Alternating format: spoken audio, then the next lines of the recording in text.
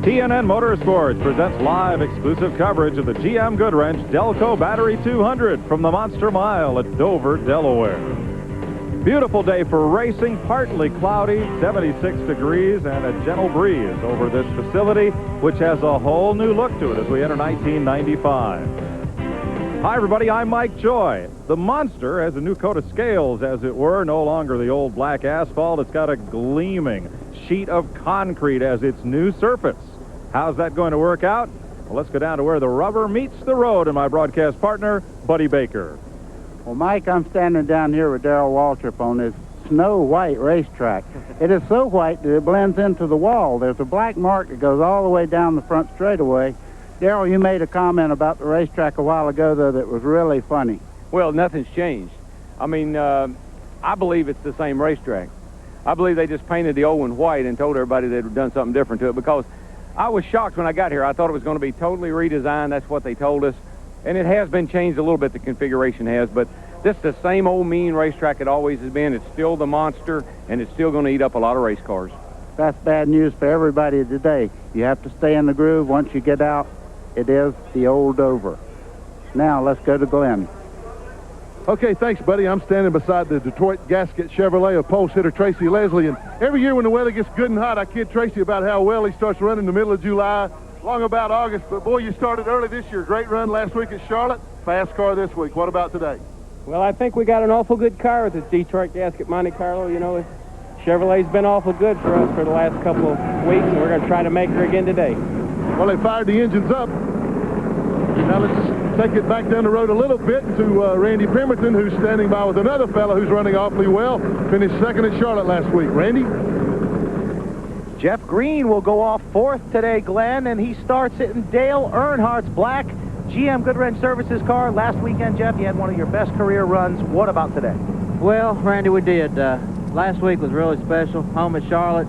Had an awful good car. GM Goodwrench Services has been behind this team since January when we signed the deal, and we're trying to get them in victory lane awful bad. We got an awful good race car here today. Really don't know what the track surface is going to do. Going to have a couple mandatory cautions, and just kind of have to play that out. But I think we can be there at the end. We're just going to try to keep out of trouble and hope for the best. Hey, good luck and have some patience. Thank you. Appreciate it. I'm standing in the Chad Little pits. Now, Chad, his guys, they certainly have their work cut out for them today. They're starting in 27th position. As Darrell said, Dover is still Dover. It's still a one-group racetrack. It's going to be really hard to pass, and now tires are an issue. Chad's got to run hard enough to try to get to the front and keep from getting lapped, but he's got to take care of his tires. Let's follow this story, and let's go up to Mike in the booth. Thanks, Larry. They have fired engines and get set to roll off here on the new gleaming concrete of the Monster Mile. We'll be back with the starting lineup after this.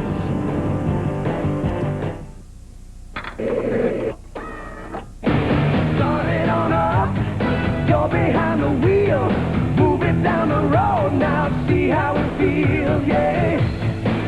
You got to treat it real good, ooh, you got to treat it so fine. Put the pedal to the metal, mile after mile, keep it humming all the time. Add more life to your car, take it to the star. From Texaco Clean System 3 gasolines to Haviland Formula 3 motor oil and Texaco antifreeze coolant, there's no better place to take your car than to the star. You got to treat it real good. Ooh, you got to treat it so fine. Put the pedal to the metal, mile after mile. Keep it humming all the time. Add more life to your car. Take it to the star. NASCAR drivers say there's no track in the world that's tougher on brakes than the one in Martinsville, Virginia. So when they take the green flag here, they all have one thing in common: the same brand of brakes.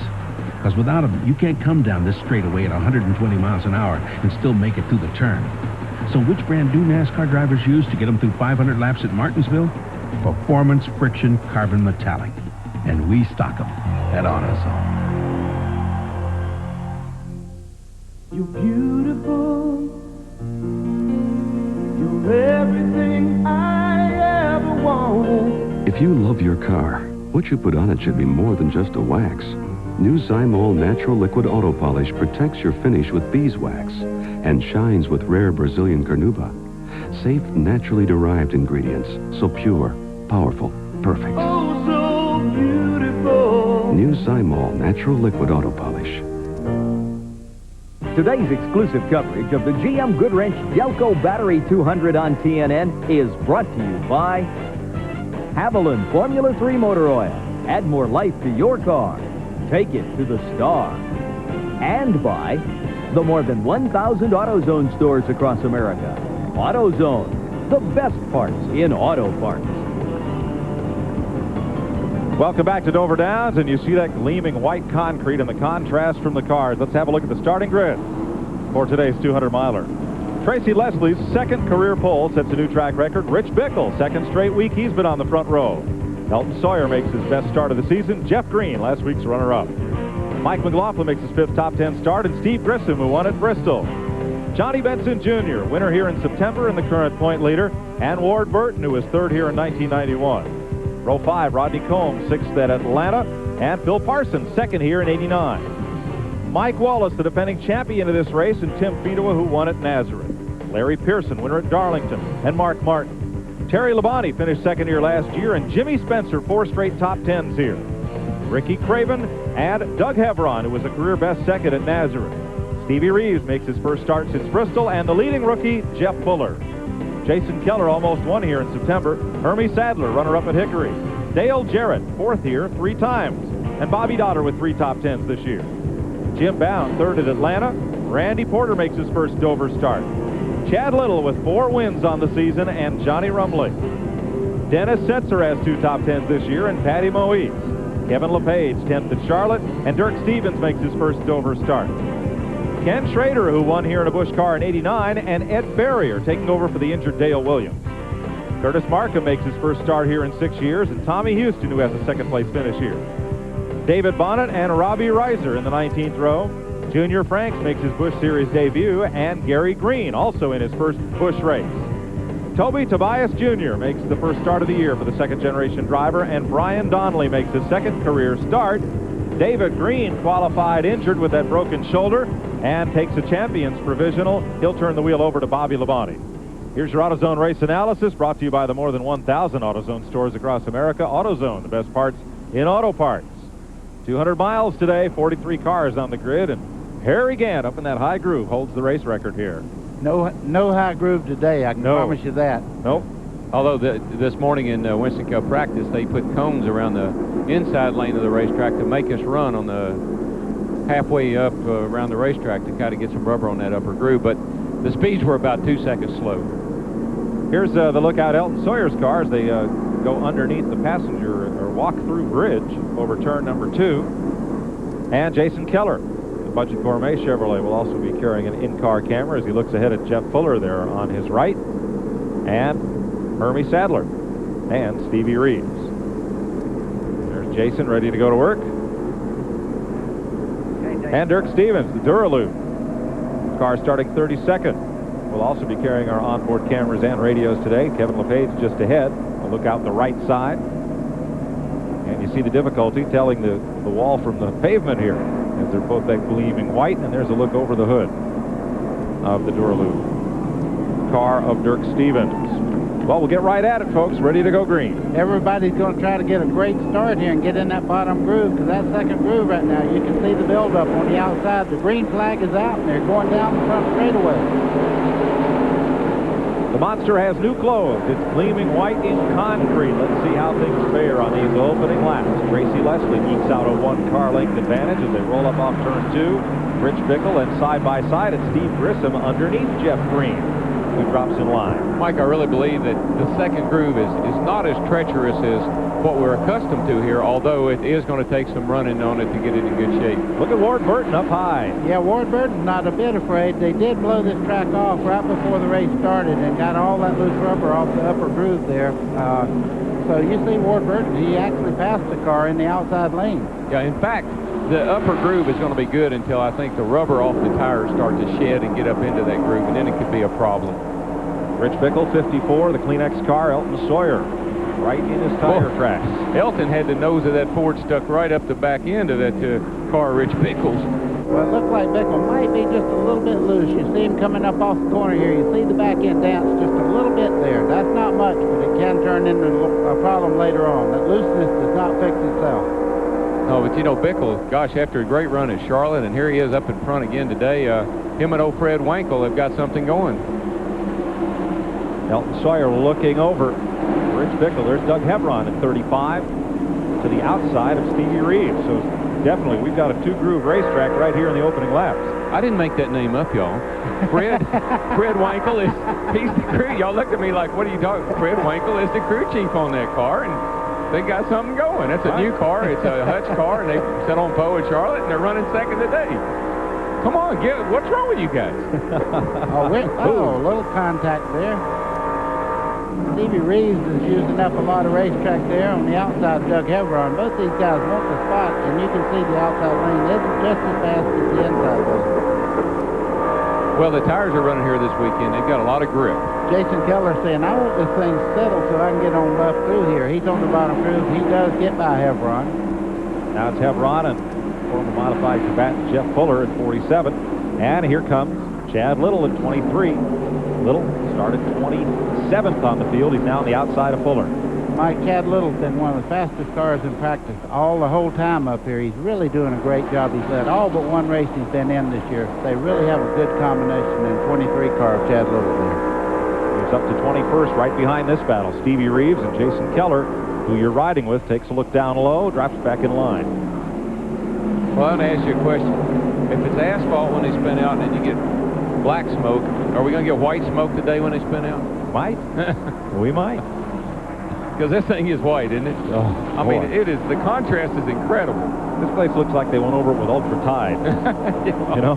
With bleach. Yes. This battle for 18. Jason Keller in 57 underneath Stevie Reeves. Takes a spot away from the Ed Whitaker car. Here comes Hebron and Chad Little. Okay, what Darrell was talking about earlier in the show, that outside groove is now getting a little treacherous. These tires are wearing very quick in this race, and the rubber is going up in the outside lane now. You've seen Stevie Reeves in a lot of trouble there. It wasn't much trouble for those cars to pass him and make that move on him. Yeah, as we run the race, you'll start noticing up next to the wall. You can see it there in turn one. That dark stuff laying up on the outside of the track is rubber. Let's go up to second place. Rich Bickle has it. Elton Sawyer wants it. Now they're having a heck of a run here for second. And that little dot way up in front of them is Tracy Leslie. He's not getting much television time. He needs to back up just a little bit so we can get him in the race here for second, third, fourth, and fifth. I'm sure he don't care about that right now. But you know, he did the same thing in Charlotte last week. He took off, and I mean, he left everybody in his wake for a pretty good while. Caution. In the wall, turn one, hard, Patty Moise. Oh, that was hard. A lot of liquid out of that car, too. I mean, the caution was out before she spun into the wall, however. We'll check with NASCAR on the reason. Look at the left rear corner of that car folded up. Well, Mike, I can tell you one thing. This is one of the toughest racetracks to lose control and get in a wall that you'll ever see. I don't know that I've ever hit a wall any harder than I have right here. There's the left front down on Patty's car. 10 laps complete here. First caution of the day, the Dial Armor Purex, number 40. Already in the wall. Yeah, I don't know what happened. Didn't see it. Well, the black marks were way back in the groove. It looks like she might have got in there a little bit hot. Maybe got the right side tires a little bit out of the groove, and it turned around on her. That's what it looked like.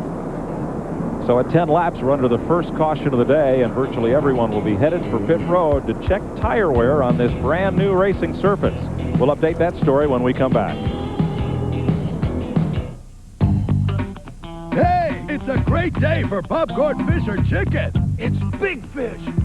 Delicious bite-sized pieces of crispy, all-white fish or chicken for you. Can you pop them? Pop them, slam them, dunk them. How about a hook? New popcorn fish or chicken, just $1.99 for a quarter pound in fries at Long John Silver's. Where great fish is a big deal. Who says big fish can't jump? Hi, Finn!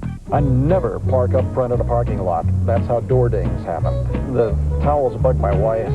She calls me a tightwad, but I'm not a tightwad. I just don't want to scratch the upholstery. No, if people took care of their cars, they wouldn't have to keep buying new ones. Pure oil now. I change my own oil and use Purelator filters. Pure oil later. Have to watch the dog up there. Tell Legends live on Purelator. Oh, look, a nickel. Dear Midas, we were on our way to see our new granddaughter. When my mother-in-law's muffler started roaring, she said, "Let's go to a discount store." I said, "Let's go to Midas." Well, she didn't even know she had a Midas muffler until Ray said, "This is a Midas muffler. Do you have the guarantee?" She checked her glove compartment, and sure enough, Oh, I found it. then the muffler was replaced free. Thanks for the honest service. Jan Parkinson. Everyone knows water and wax don't mix. Everyone's wrong. Introducing Wax Packs, a revolutionary car wax that disperses in soap and water to wax your car while you wash it. I'm waxy. New Wax Packs, waxes while you wash. Steak. Steak is love. Give me a T-bone with a fillet on the side for dessert. You gotta break out the A1, pour it all over the steak. And when the steak is done perfectly, I want to weep. I've cried at a meal. A1, it's how steak is done. Welcome back to Dover Downs. There you see the gleaming white concrete. Whole new surface for this racetrack and a narrowing of the racing surface. They have added to the width of the track apron. There is the junior assistant flagman. He flagged all of qualifying yesterday. Did a pretty good job. Yeah, well, he's got that one right. Let's go down to the pits. Here's Randy. Well, a driver change already. David Green has climbed from his Slim Jim automobile, and your car owner, Bobby Labonte, is in. Of course, the broken scapula for you. How you feeling? Pretty sore right now, I tell you. I want to thank all the guys on the team. They didn't get down this week, and a lot of adversity here, you know, but the guys over at Piedmont Therapy and Hickory done me a good job getting me going, and thanks to NASCAR for throwing this flag, really look at our tire situation. But I tell you, Bobby's ran awful well in his car. I'm just hoping to get in here without losing lap, which we did, so who knows, he might win this thing, but we'll be back, and I just want to say hi to the Good Mark Boots people. I hate it, you know, I never thought the driver would have to lay down, but we had to this week. Okay, Bobby Labonte will be back in for his 4 tires and fuel, and he'll be back in just a moment. Glenn Jarrett? Well, thanks, Randy. We're down at Mark Martin's pits, where we had a story earlier on that Mark was going to scuff in his Winston Cup tires on his Busch car today. That's not the case. They have come in. They've taken a look at the tires. His Winston Cup crew chief, Steve Mill, is down here looking over things, helping to organize things. Also wanting to check that tire wear for tomorrow. But reports that we got earlier that Mark was just going to use this as a scuff session. Not so, according to Steve Mill and Bobby Leslie, his crew chief down here. So Mark looks like he's running for the win. Thanks, Glenn. Well, I've heard of drivers thanking the crew, the boys in the shop, the engine builders, but never the therapist before. Well, I want to say the same thing. Yeah. Thanks to all those in Concord that helped me, too. Dr. Miller and a bunch of them. Well, Darrell, you might learn something. They come in and put Bobby Labonte in this car, and now they're making their pit stop 1 lap later. Yeah. Now the pace car is coming out of turn 3 into turn 4 right now, so they need to hustle and get him back in line. Yeah, we'll be very thankful and very happy if this same scenario unfolds again tomorrow. Let me just say a thing about the tires. The thing is, everybody's paranoid about the tires. The wear will improve, and I don't believe that'll be an issue before the day's over with. Green flag. Comes out of lap 14. Bobby Labonte is almost 3/4 of a lap down right now because he had to come back in and take on that late stop there. But look at Chad Little, buddy. I hate to interrupt you, but he is going by about 10 cars on the outside down here in turn 1. Little got a great restart. He did. As we watch up front, Rich Bickle, Tim Fedowa now. After the pit stops, the caution came out. It was a planned caution by NASCAR at 10 laps for the teams to check tire wear. And as the caution came out, Patty Moise spun into the wall in turn 1. They're trying to make repairs to her car and get her back into the race. She has now just taken it to the garage, however. Good battle up front. Well, the 55 car is Tim Fedowa. The green car, yellow car, white car there that's running in second place. He's all over Bickle's back end right now, trying to take his spot away from him. Tim Fedowa won in Nazareth not long ago, his first ever Busch Grand National race, and this guy's a factor in every race that he's in lately. They've really put his team together. Well, excuse me, Mike, if you just look at the 3 cars running up front right now, where did they come from? My point exactly. Just a few weeks ago, Rich Bickle, Tim Fedewa, and Hebron, I mean, where were they? They wasn't even making shows. And here they are. They're the class of the field right now. Bickle has now, I believe, led 3 straight races he's competed in. Bickle's kind of caught on the outside there. That's very narrow getting in the corner. Trouble. Turn 2. 1 car, a hard crash into the wall. Look and at a this wheel wheel. goes down the back straightaway. That's Brian Donnelly, number 98. Back. Mark. Mark Martin in the wall, exiting turn 2 as well. I believe Mark wrecked on account of somebody slowed up for that car.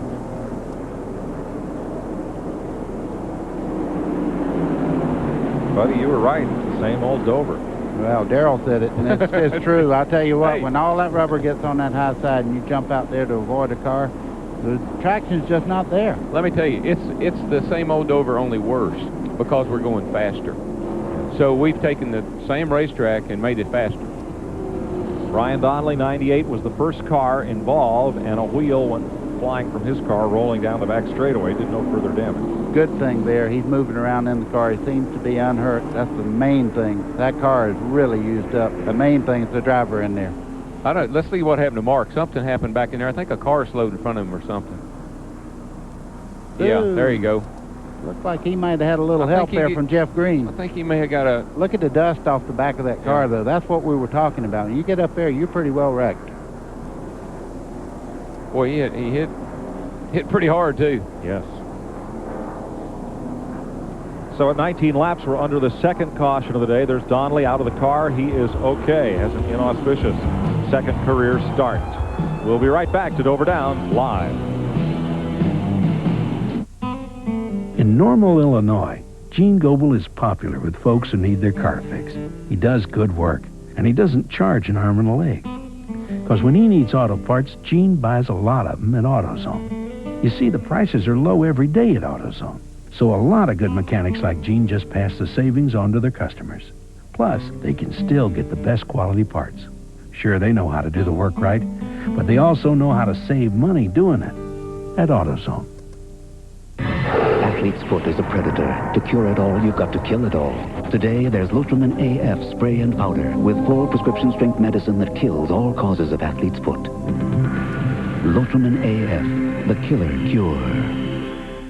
At Stanley, we test the quality of our sliding mirror doors by opening and closing them over 100,000 times. This doesn't make for great entertainment, but it does make a great closet door. The Accent Mirror Door from Stanley. Welcome back to Dover Downs, where the monster is already having lunch. It's feasted on the cars of Patty Moise and now Brian Donnelly and Mark Martin, who also climbed from his car. He is okay. Yeah, you know, folks, don't get it. We get a little excited up here because we're looking at a wreck happen off of turn 2, and all of a sudden a bunch of cars back in the field are getting rammed into and knocked up in the wall. So I know sometimes we wonder why we get all excited, but we're like the spotters, I guess. We're hollering, look out, there's a wreck right in front of you. Look at Tim Fedewa, the race leader. Second is Doug Hebron, just the way they finished at Nazareth, Pennsylvania, 1-2.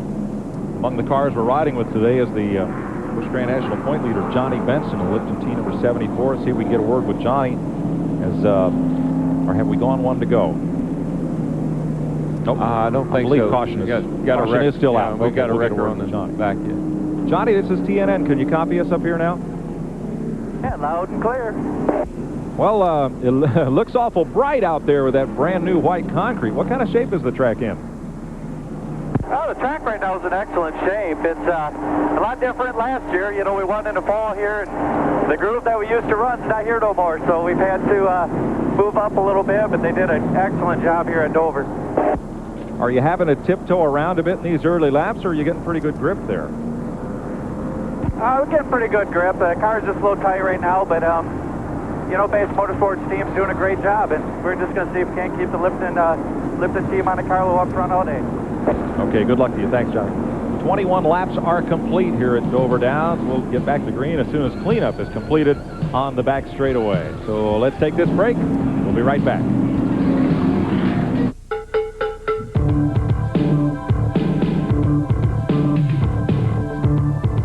Every day, Jiffy Lube services over 50,000 cars. Every car is serviced the same way, following the same checklists, The same procedures, the same system of operation. It's something to think about the next time you need an oil change, and Jiffy Lube offers Pennzoil. Jiffy Lube, the world's most experienced oil changers. That's why if it doesn't say Jiffy Lube, it just isn't Jiffy Lube. You know, working at AutoZone is more than just looking up parts or ringing up sales. Most of all is listening. Because my customers know more about their cars than I'll ever know. They know every rattle by heart. I mean, that car is their baby. So when they got a problem they're going to fix themselves, I'm going to do my best to help them get whatever they need, no matter what it takes. Because people like that, they don't deserve anything less than the best I can give them. It ain't as easy as it looks. Bud Light presents the Professional Bull Riders Final Round, Top Guns Championship, on Championship Rodeo Sunday on TNN.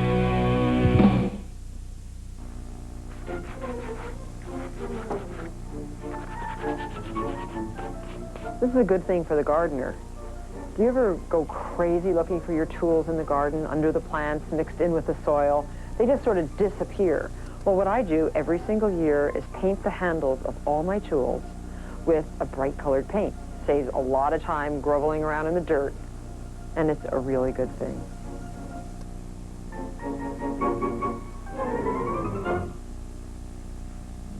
We want to show you the Toro Wheel Horse Garden Tractor. It has the power to handle mowing, plowing, snow throwing, even tilling. It has a cast iron front axle, Toro's Attach-O-Matic hitch system, plus, if you can't remember all these, maybe we can make it a little more clear. Just remember, it's a Toro. Stop in and see our complete line of Toro mowers at Jeffrey's Service Center. We make mowing easy. Here's a look at the Monster Dover Downs from our Steel area camera. These shots brought to you by Steel, makers of a full line of leaf blowers, trimmers, and the #1 selling brand of chainsaws worldwide. Well, the Monster has a bunch of little dragons called wreckers that haul things around, and they just drag Mark Martin's car back to its lair. There's a look at the helicopter that provides those Steel pictures, and here's Larry McReynolds in Hermie Sadler's pit. I talked to the people in Hermie Sadler's pits, and the reason he keeps pitting and raising the hood, every time he goes to get up to speed, they have a miss, and they can't find what it is. I'm here with Elton Sawyer's tires that he pulled off after 10 laps. The reason they come in and pitted and took them off, they wanted to actually scuff or cure the tires. Now they're gluing them back up. They poured a little bit of water on them, put the curing process in them, and I'm sure you'll see this set of tires back on Elton Sawyer's car later on in the race. Well, down here, Larry, at the end of pit road, I counted 15 cars pitting under that caution. They took the opportunity to come in again and take those tires off, utilize them later on for scuffs. The 44 car with Bobby Labonte aboard did the same thing. He had nothing to lose. He was the last car running on the track. So about 15 teams took the opportunity to take those tires off, and hopefully those tires will be a little better later on in the race if they cure a little bit. Well, let me ask my resident chemist here. Pouring water on the tires will do what? Harden them. It'll make the tire, you know, the rubber's hot. It gets up to 250 degrees, and they put that water on there, and it's kind of like another curing process. And it can put a little bit more life in the tire. The problem, and this is not the tire engineer's fault, it's not Goodyear's fault that we're having this problem. When you have a new surface like this, there is so many unknowns about concrete track racing. And they came here, they tested, and wear was a problem. Now they come back with a tire that doesn't wear quite as quickly, and heat is a problem. Because now the track is slick, it's got some of the abrasiveness worn off of it, and the tires are actually sliding a little bit more than when they tested. Creates a lot of heat, therefore they blister. So they're just fighting all kind of problems here today, and the same thing will probably be going on again tomorrow. Well, it's a learning process for everyone, for the race teams, for the tire company, for everybody associated with Busch and Winston Cup racing. And it continues here at Dover Downs right after this word. This is Dale Jarrett's NASCAR. You can't get his engine, you can't get his tires, but you can get his motor oil. Texaco Havoline Formula 3. It's formulated to control volatility and fight oil vaporization. It provides complete protection, and it's the exact same Havoline you can buy right off the shelf, which, by the way, is a heck of a lot easier. Add more life to your car. Take it to the stars. Over the years, Little Caesars has run promotions with many of its neighbors. 2 pizzas and a back rub. 2 pizzas and a colorful fish. And some chattering teeth. And this thing. And one of our most popular, the Perm. I'll never top that one. Finally, 2 pizzas and a movie. Wow. It's the Blockbuster Video Pizza deal. Buy a top-of-the-line Little Caesars Pleaser specialty pizza, medium one-topping pizza, and get a free Blockbuster Video rental when you rent 2. Pizza. Athlete's foot is a predator. To cure it all, you've got to kill it all. Today, there's Lotramin AF spray and powder with 4 prescription-strength medicine that kills all causes of athlete's foot. Lotramin AF, the killer cure. We thought you'd like to know that Lamborghini insists on Meguiar's to create brilliant high gloss and protect the finish on their cars. Meguiar's Cleaner Wax, rated #1 for product quality, performance, and brand loyalty. Now for sale on video. Mavericks, fast, funny, and full of action. Lethal Weapon meets Butch Cassidy and the Sundance Kid. Mel Gibson, Jodie Foster, Maverick, a Richard Donner film. Rated PG. Now for sale on video. No trendy health club. No $60 shorts. No bull. Speed Stick's no-nonsense formula gives you 110% protection. Like you, it never quits. For information on Featherlight trailers, call 1-800-800-1230. Featherlight, the official trailer of NASCAR. 26 laps complete. Green flag next time by. Here at Dover Downs, they just brought Brian Donnelly's car in, and what's that Jay Leno line? Crunch all you want, we'll make more. They better start making them because they are crunching them here today. Yeah, and, you know, we're 26 laps in, and we've already seen some pretty serious accidents here. A lot of one-car accidents. We haven't seen the big one yet. No. Rich Bickle did not pit on that first 10-lap caution. Why not, Glenn? Well, let's ask Roger Purcell, his crew chief. You guys elected not to pit, Roger. What's the strategy? Well, the Terminal Truck and Motorsports, Kleenex, Food Shoppers, Warehouse, Ford, running a little bit loose right now. We're just trying to be careful and get through this first segment of the race. Kind of afraid to stop now because we'll get back in the pack. A lot of beating and banging going on back there right now. We don't need that. We're trying to get through this race without getting beat up. So we're just kind of roll the dice right now and give it a try. Mike, okay, buddy, just like you said, you don't want to give up that track position.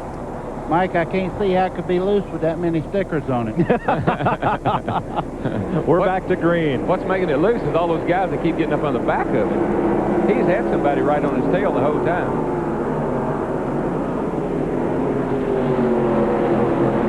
Out of turn number 2, Tim Fedua leads them around. Chad Little started 27th. He is up to 9th place as of this restart. There's the Bayer Aspirin Ford, number 23.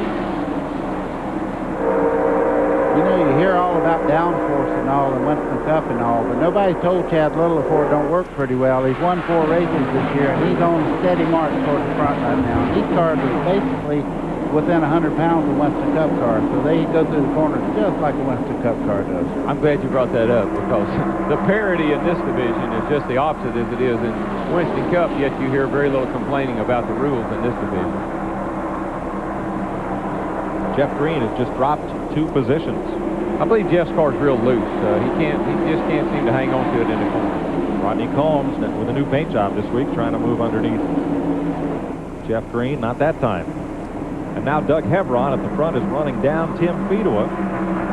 Rich Bickle, Mike Wallace, Mike McLaughlin, Johnny Benson, Steve Grissom, and Elton Sawyer in hot pursuit.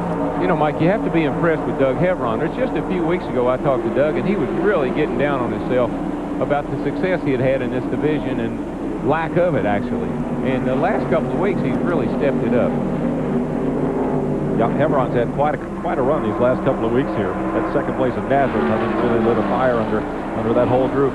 Look at Chad Little. He's going to the outside. He says, I'll make my own groove. He's trying to get by Elton Sawyer in that upper groove. I tell you, he better be really careful up there. Yeah.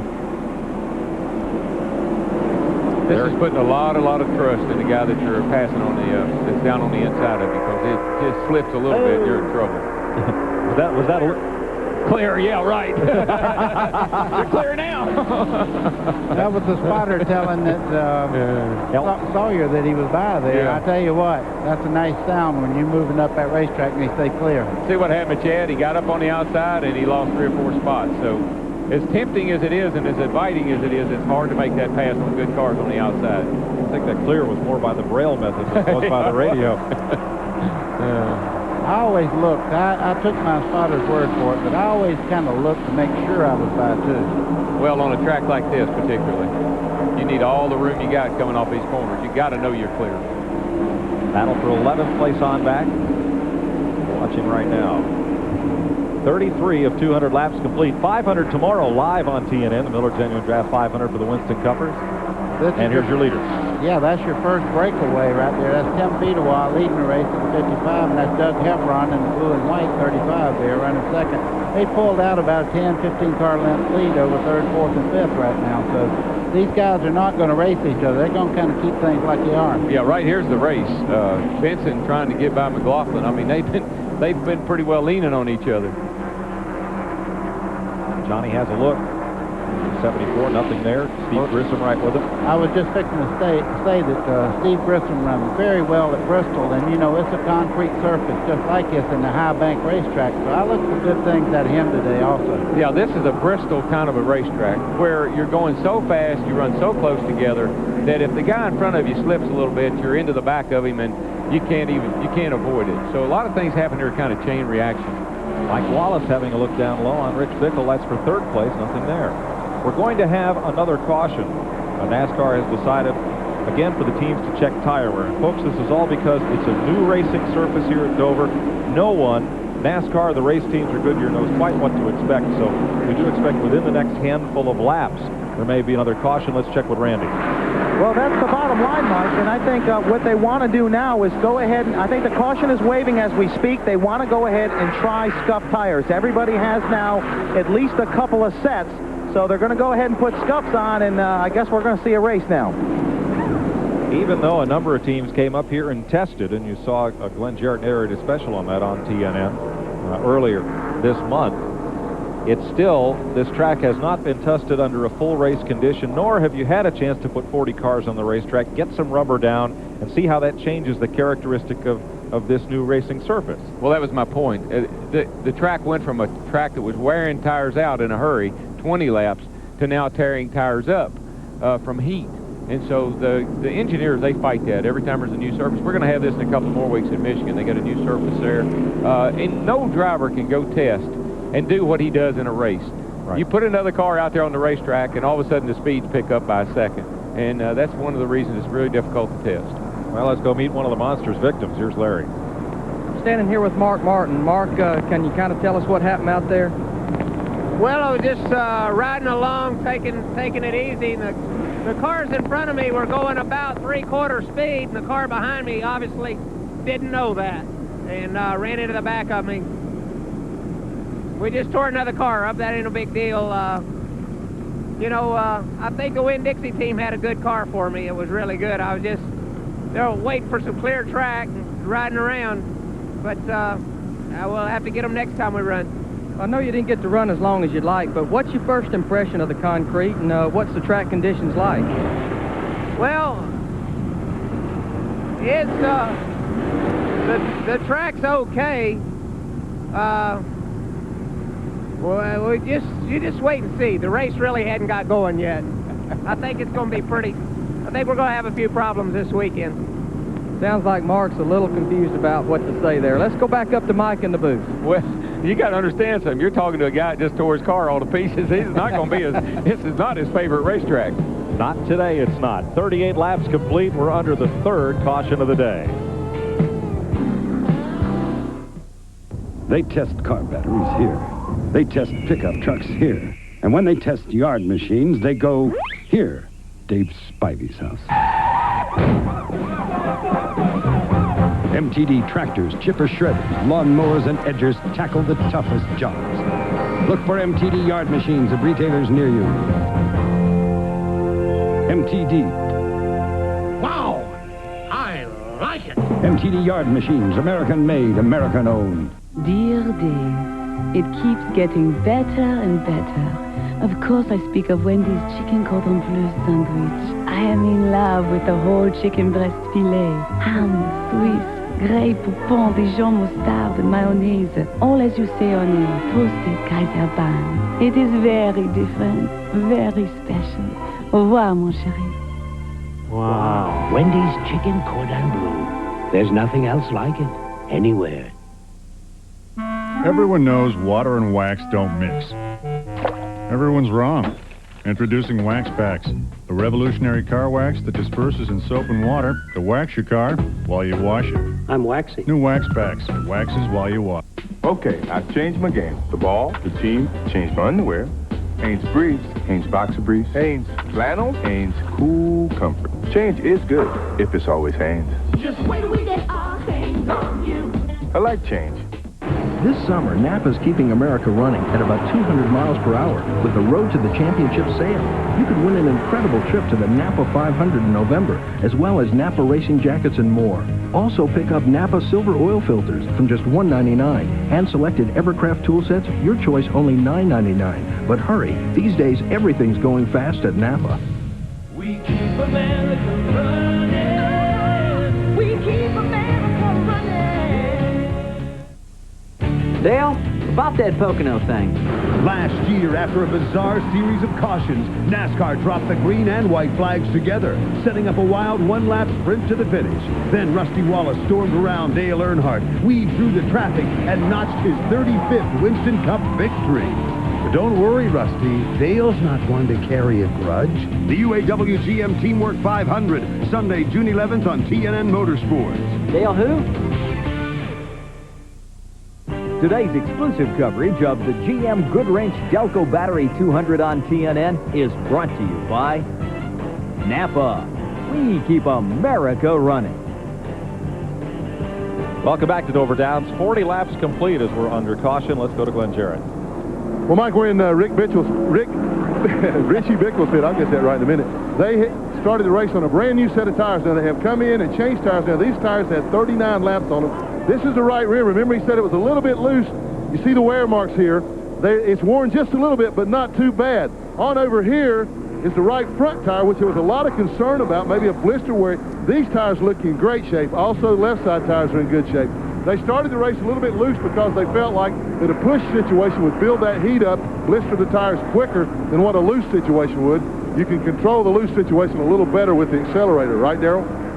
Well, I don't like it that way, but, you know, Rich is, maybe he's different than I am. I can control the front a lot better than I can the rear. I looked on the scoreboard in 17, Robbie Reiser's running 5th there, and I got all excited. I said, boy, my driver's doing good. Yeah. Darrell will drive 17 tomorrow. Yeah, just for a little while.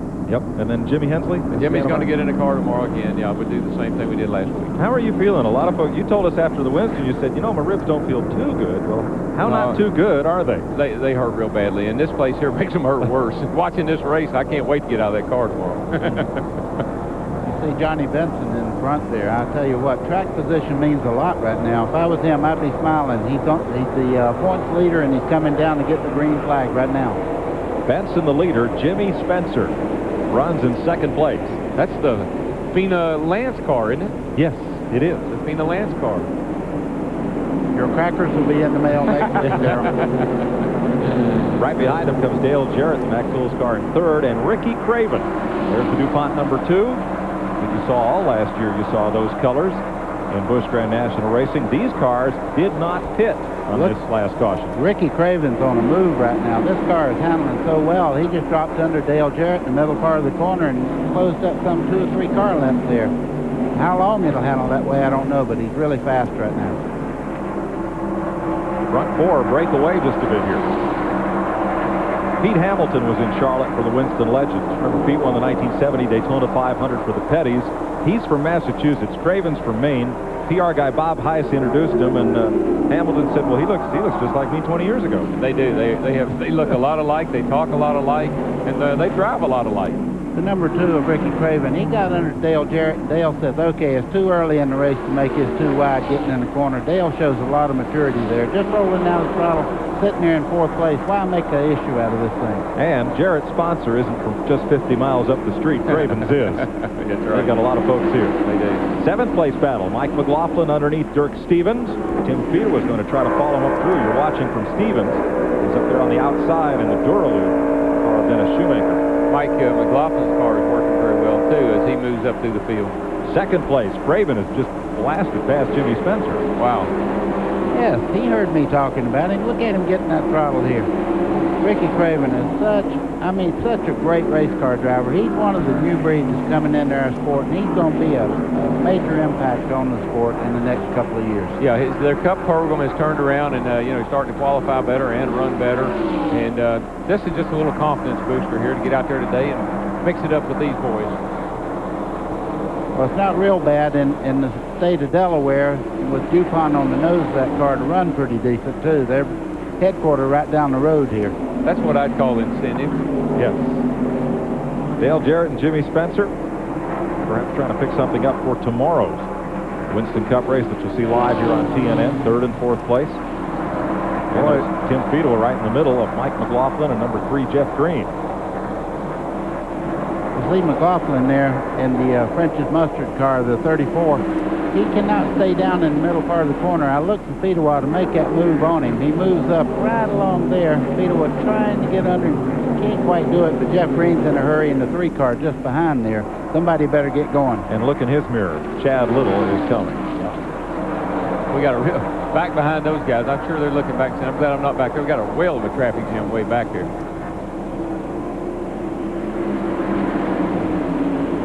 Fedewa's really come on strong, hasn't he? Well, what turned that team around? I don't know. They've had good motors this year, and I think really the crew chief and Tim, they really, the whole thing is, teamwork. How many drivers have ever won a race just by manhandling a car? You don't do that anymore. It has to be a great team to make it happen. I still thought it was that birthday party Steve Burt took him to, but Bertie's mad at me for telling that story, so that's the last you'll hear of it. But you notice right after that, they started running real well. Lee McLaughlin there, he just rolled out the throttle and let Jeff Green and Chad Little go right on by. Nobody wants to try that outside lane right now going in the corner. I don't remember, but maybe McLaughlin didn't stop for tires. That may be why he slid back a little bit. Back up front with the leaders. Boy, Ricky Craven is really moving. He has caught Johnny Benson from some 20 car lengths back, and he's putting a lot of heat on him now for the lead. Well, remember, Craven brought that car to New Hampshire, and to the shock of everybody, did not make the show. And came in here to Dover, and I think he's got a little something to show. I think also that he ran very well here last year. He had one of the fastest cars here in the last race, and I've heard a lot of drivers, us included, saying that this track hadn't changed that much. Setup is about the same as it was, so he's got a good setup for this track. Mike, I know you've heard people say this, but any more qualifying to race within itself. I mean, you have to get in the show first, and then the race, you may have the greatest car out there and qualify 15th. That's right. Just where you qualify does not mean that you're terrible for the race. Craven has a look underneath Johnny Benson. Not this time. Boy, it looked like Benson might have looked in the mirror and said, well, I got a little something for him here because he's moving now. He's running right along with Craven. The man on the move right now is just behind these two. Dale Jarrett's moving in on him. Here comes Jarrett. Back tools number 32. Runs a partial schedule of Busch Racing. You'll ride along, Mike. Darrell can tell you this. You can ride along, and you'll find just something that you do different. Maybe coming out of the corner, and you look at the tack, and you're turning 150 RPM more than you've been turning. All of a sudden, you look like the world beater. You move up on people, and then they'll kind of check you out, and they'll start running that groove and beating you. Well, a lot of times what happens, buddy, is you slow down and go faster. I tell young drivers that a lot of times. You stop driving the car in the corner so hard, and you just start trying to be smooth and consistent, and the first thing you know, you're gaining on the leaders. Well, you see Dale, he moved over and just let Craven go a while ago, and now he's in the same predicament. He'll probably return the favor here. And, Darrell, it confused me the first time I heard you say that some years ago. But now I think we all fully understand it, that sometimes you have to go slow to be fast. That's it. It's so easy to drive these cars off in the corner way, way too far. And all that does is makes the car mad. You get the car all upset. You had a good thing going till you said that. I like you make the car mad, and the car won't do what you want it to, and you slow down. But if you just back off, it's like riding a horse. Here comes Ricky Craven on the bottom side trying to get by Benson. Boy, that was close. Yeah, it was close, buddy. And he put a left front down on the flat, wiggled the car, and almost lost it. I think he's going to try that black part down there. He said, that's the part I like. Well, there's no doubt about it. Ricky Craven's getting better forward right up out of the corner. Clear. Benson's getting in there so much better into the corner. And Jarrett is right there. Yeah, if either one of these guys slip any at all, Jarrett will be on him. And right behind him, Jungle Jim Spencer. Here he comes. That's Buford. Uh-oh, I'm not even going to ask you to explain that. Jimmy Spencer, boys, I tell you, if anything happens on the racetrack, they blame Jimmy Spencer. He's a pretty good race car driver, and he gets blamed a lot of times for being aggressive and this and that, but that's what racing's all about. And I'll probably get some nasty letters about that, but I tell you, Jimmy Spencer's an addition to this particular Busch Bend National Division. As long as you don't get one from Jimmy, I wouldn't worry about it. You see him going by Craven there. He's on the move. He figured this boy out, and he's on the move. Ricky just slipped up one little bit, and it cost him second place. He is back to fourth. Johnny Benson leads at 59 laps. Dale Jarrett moves up to second. Jimmy Spencer is third. Ricky Craven is fourth, and Dennis Setzer is now posted fifth. The other day I get in my car, won't start. No small problem, right? Well, I figure it's the battery, so I go down to the AutoZone and I tell them what I need. The guy says to me, let's check your old one first. It might not be the problem. Turns out he was right. All I needed was a new battery cable. Talk about saving money. Now you tell me, would another parts store done that? They made sure I got exactly what I needed. Now I'll remember that.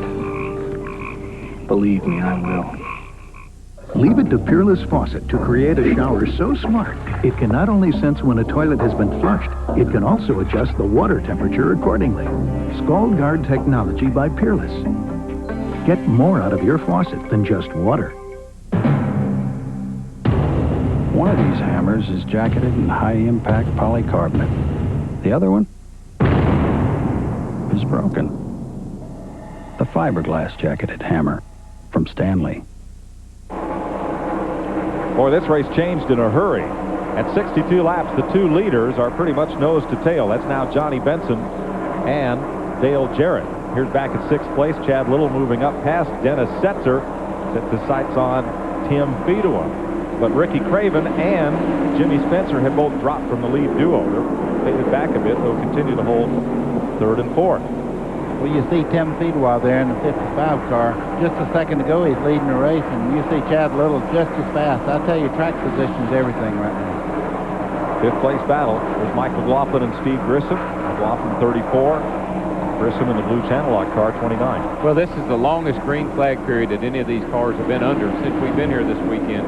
And so I think you're going to see a lot of things happen here, tire-wise, chassis-wise. We're going to find out who's got the best handling car right now. Pole sitter Tracy Leslie is on pit road. So is Dennis Setzer, Kevin LePage, and Tommy Houston.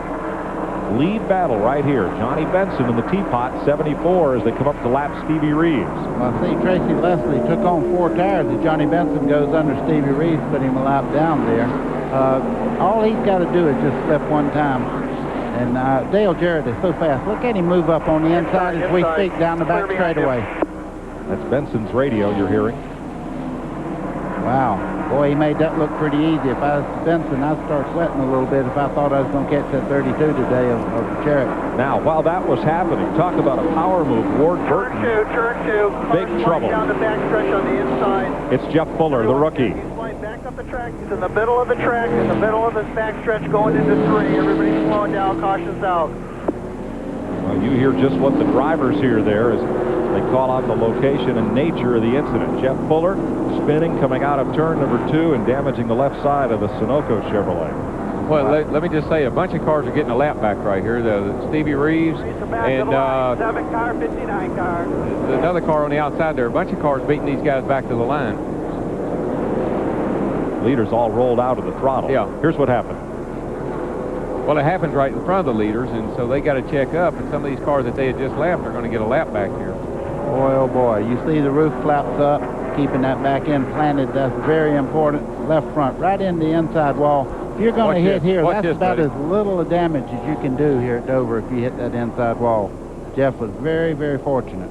The 44 car, he almost was going to go. A lot of these cars were just about ready to go a lap down, so this was a break for some of them.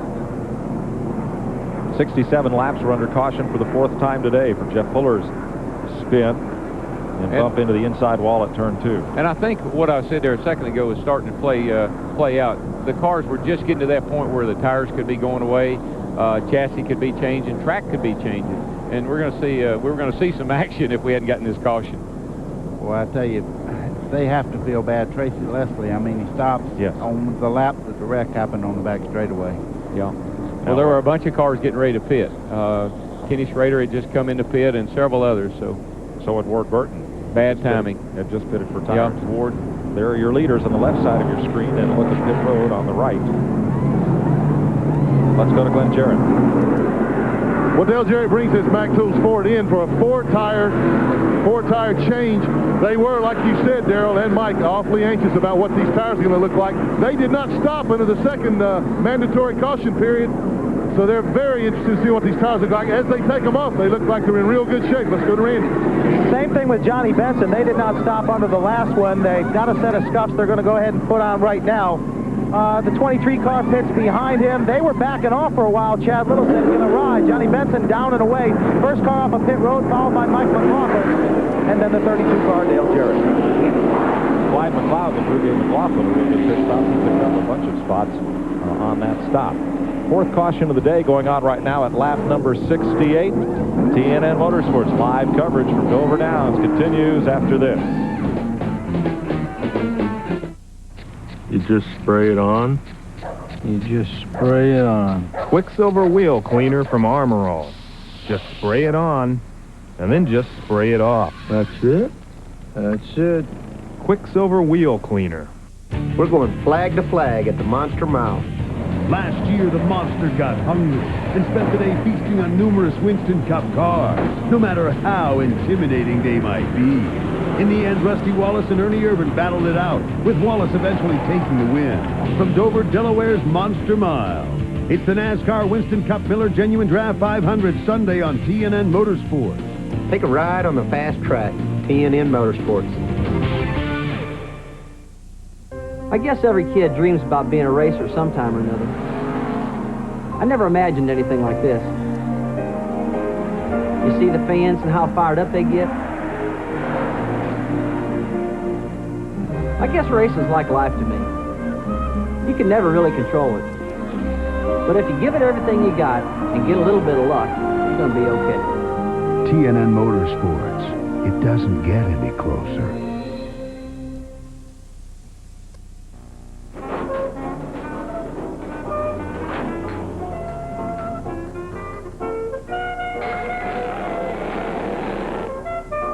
You've got a lot of sports equipment in that garage. If you're just storing it and not using it, bring it in to Play It Again Sports, and we'll buy it from you. Play It Again Sports.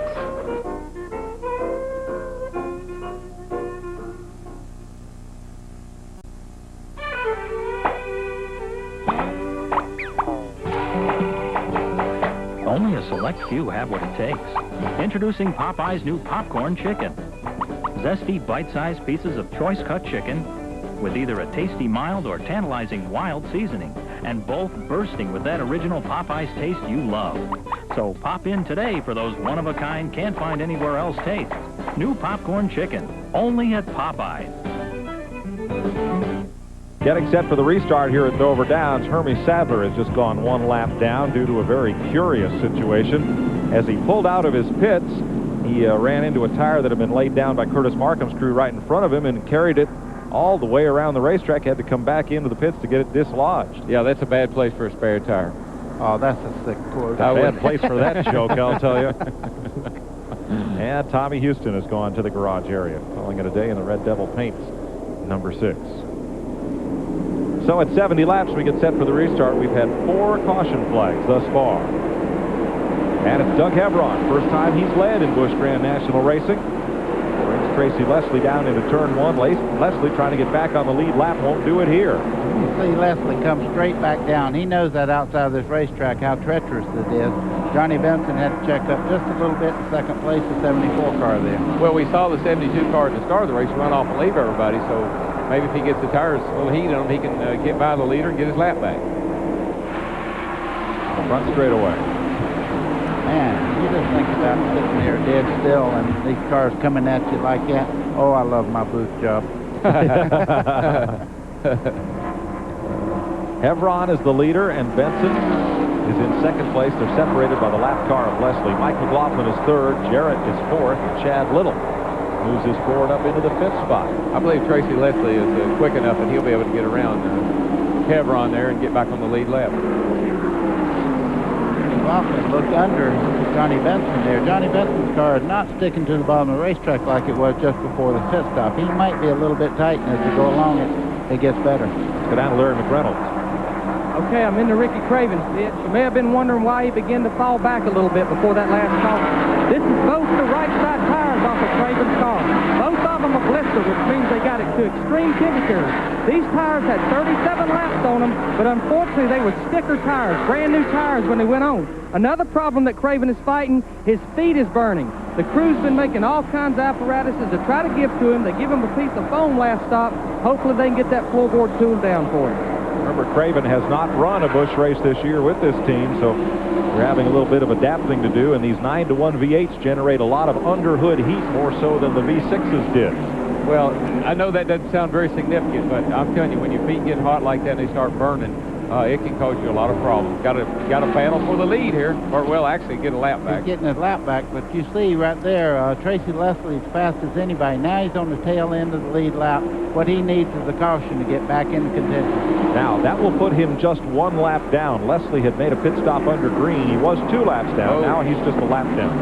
Hevron, he would pay to get back in line. He made one mistake. He moved up there and lost 3 or 4 positions. Yeah, well, he's going to go way on back even more, I'm afraid. And let's mention Ricky Craven did race at Darlington this year, so it is not his first outing in the Busch car. Well, it's a tremendous distraction when your feet start burning like that, because you're trying to hold them up off the floor and drive the car, and it's very difficult to do. Well, boy, I tell you what, Benson is getting a handle better on this surface as he goes along. Mike McLaughlin running along here, Dale Jarrett in third. I tell you, these cars are very evenly matched, but just somebody will find one little thing that makes them quicker in the corner, and they move right up to the lead. Well, I think you see a variance in tires, buddy. You take the tires off of Craven's car, they're blistered and tore all to pieces in 37 laps. We had Richie Bickle go 50-some laps, and the tires look good. So it's all in how the car is reacting to the tires right now, I believe. Could Bickle have started the race on scuffed tires, though? That I think I remember him saying they were brand new. Oh, okay. The other thing is Ricky Craven come from way back in the field, and he put extra pressure on those tires trying to get to the lead. If you're up there kind of Cadillacing along in the lead, you're not killing that car as bad as somebody that has to catch you. Yeah, so are you trying to say he made the car mad? That's what you're trying to say. We don't talk about cars. And I think you are, buddy. I think he's trying to say he made the car mad, isn't he? I think he is. Which in turn made the car, it upset the tires. He's just in a terrible shape. I'm the one that got hit in the head there. Here's a battle for 9th place. Jeff Green in number 3. Doug Hevron continues backslide just a bit. Jimmy Spencer, number 20, right in the midst of it. Outside of Steve Grissom, just behind Rich Bickle. Now you're with Jason Keller, right behind Grissom's car underneath the pedestrian walk over at turn 2. How long is this race? 200 miles. Holy cow, we've only run 80 miles. Right. Look at Jimmy Spencer. I mean, he is eating Bickle up in the middle part of this corner, trying to get the outside line. I had to get away from that. A pedestrian walkway, is that the same as a bridge? It's, you know what they're calling it? The above-ground tunnel. I got you. Okay. Now we got that square. Bickle is not able to come off the corner at all right now. He's not handling like he wants to. You see Steve Grissom move up under him there. See, when the guy, his crew chief while ago said that the car was loose, they started that way intensely. That ain't a good idea. No, they very seldom fix themselves. I wouldn't have done that. I wouldn't have done it that way. Bill Parsons moves underneath Bickle, and Parsons in number 99, the Luxair Chevy, and here's Terry Labonte, the W window Chevy, moving up the notch. Back with Jason Keller chasing Steve Grissom in the channel lock number 29.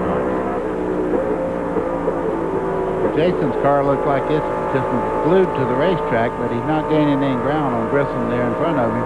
That might be a smart move right now. If you find you've already seen the tires are tearing up, I wouldn't want to put myself in a position right now to abuse my tires. No, guys are right now. These guys are thinking about how the guy that could go the furthest without tire problems could be the guy that wins this race. Well, let's see. We're back up front. Johnny Benson at 74, Mike McLaughlin, Dale Jarrett 32. Let me explain that.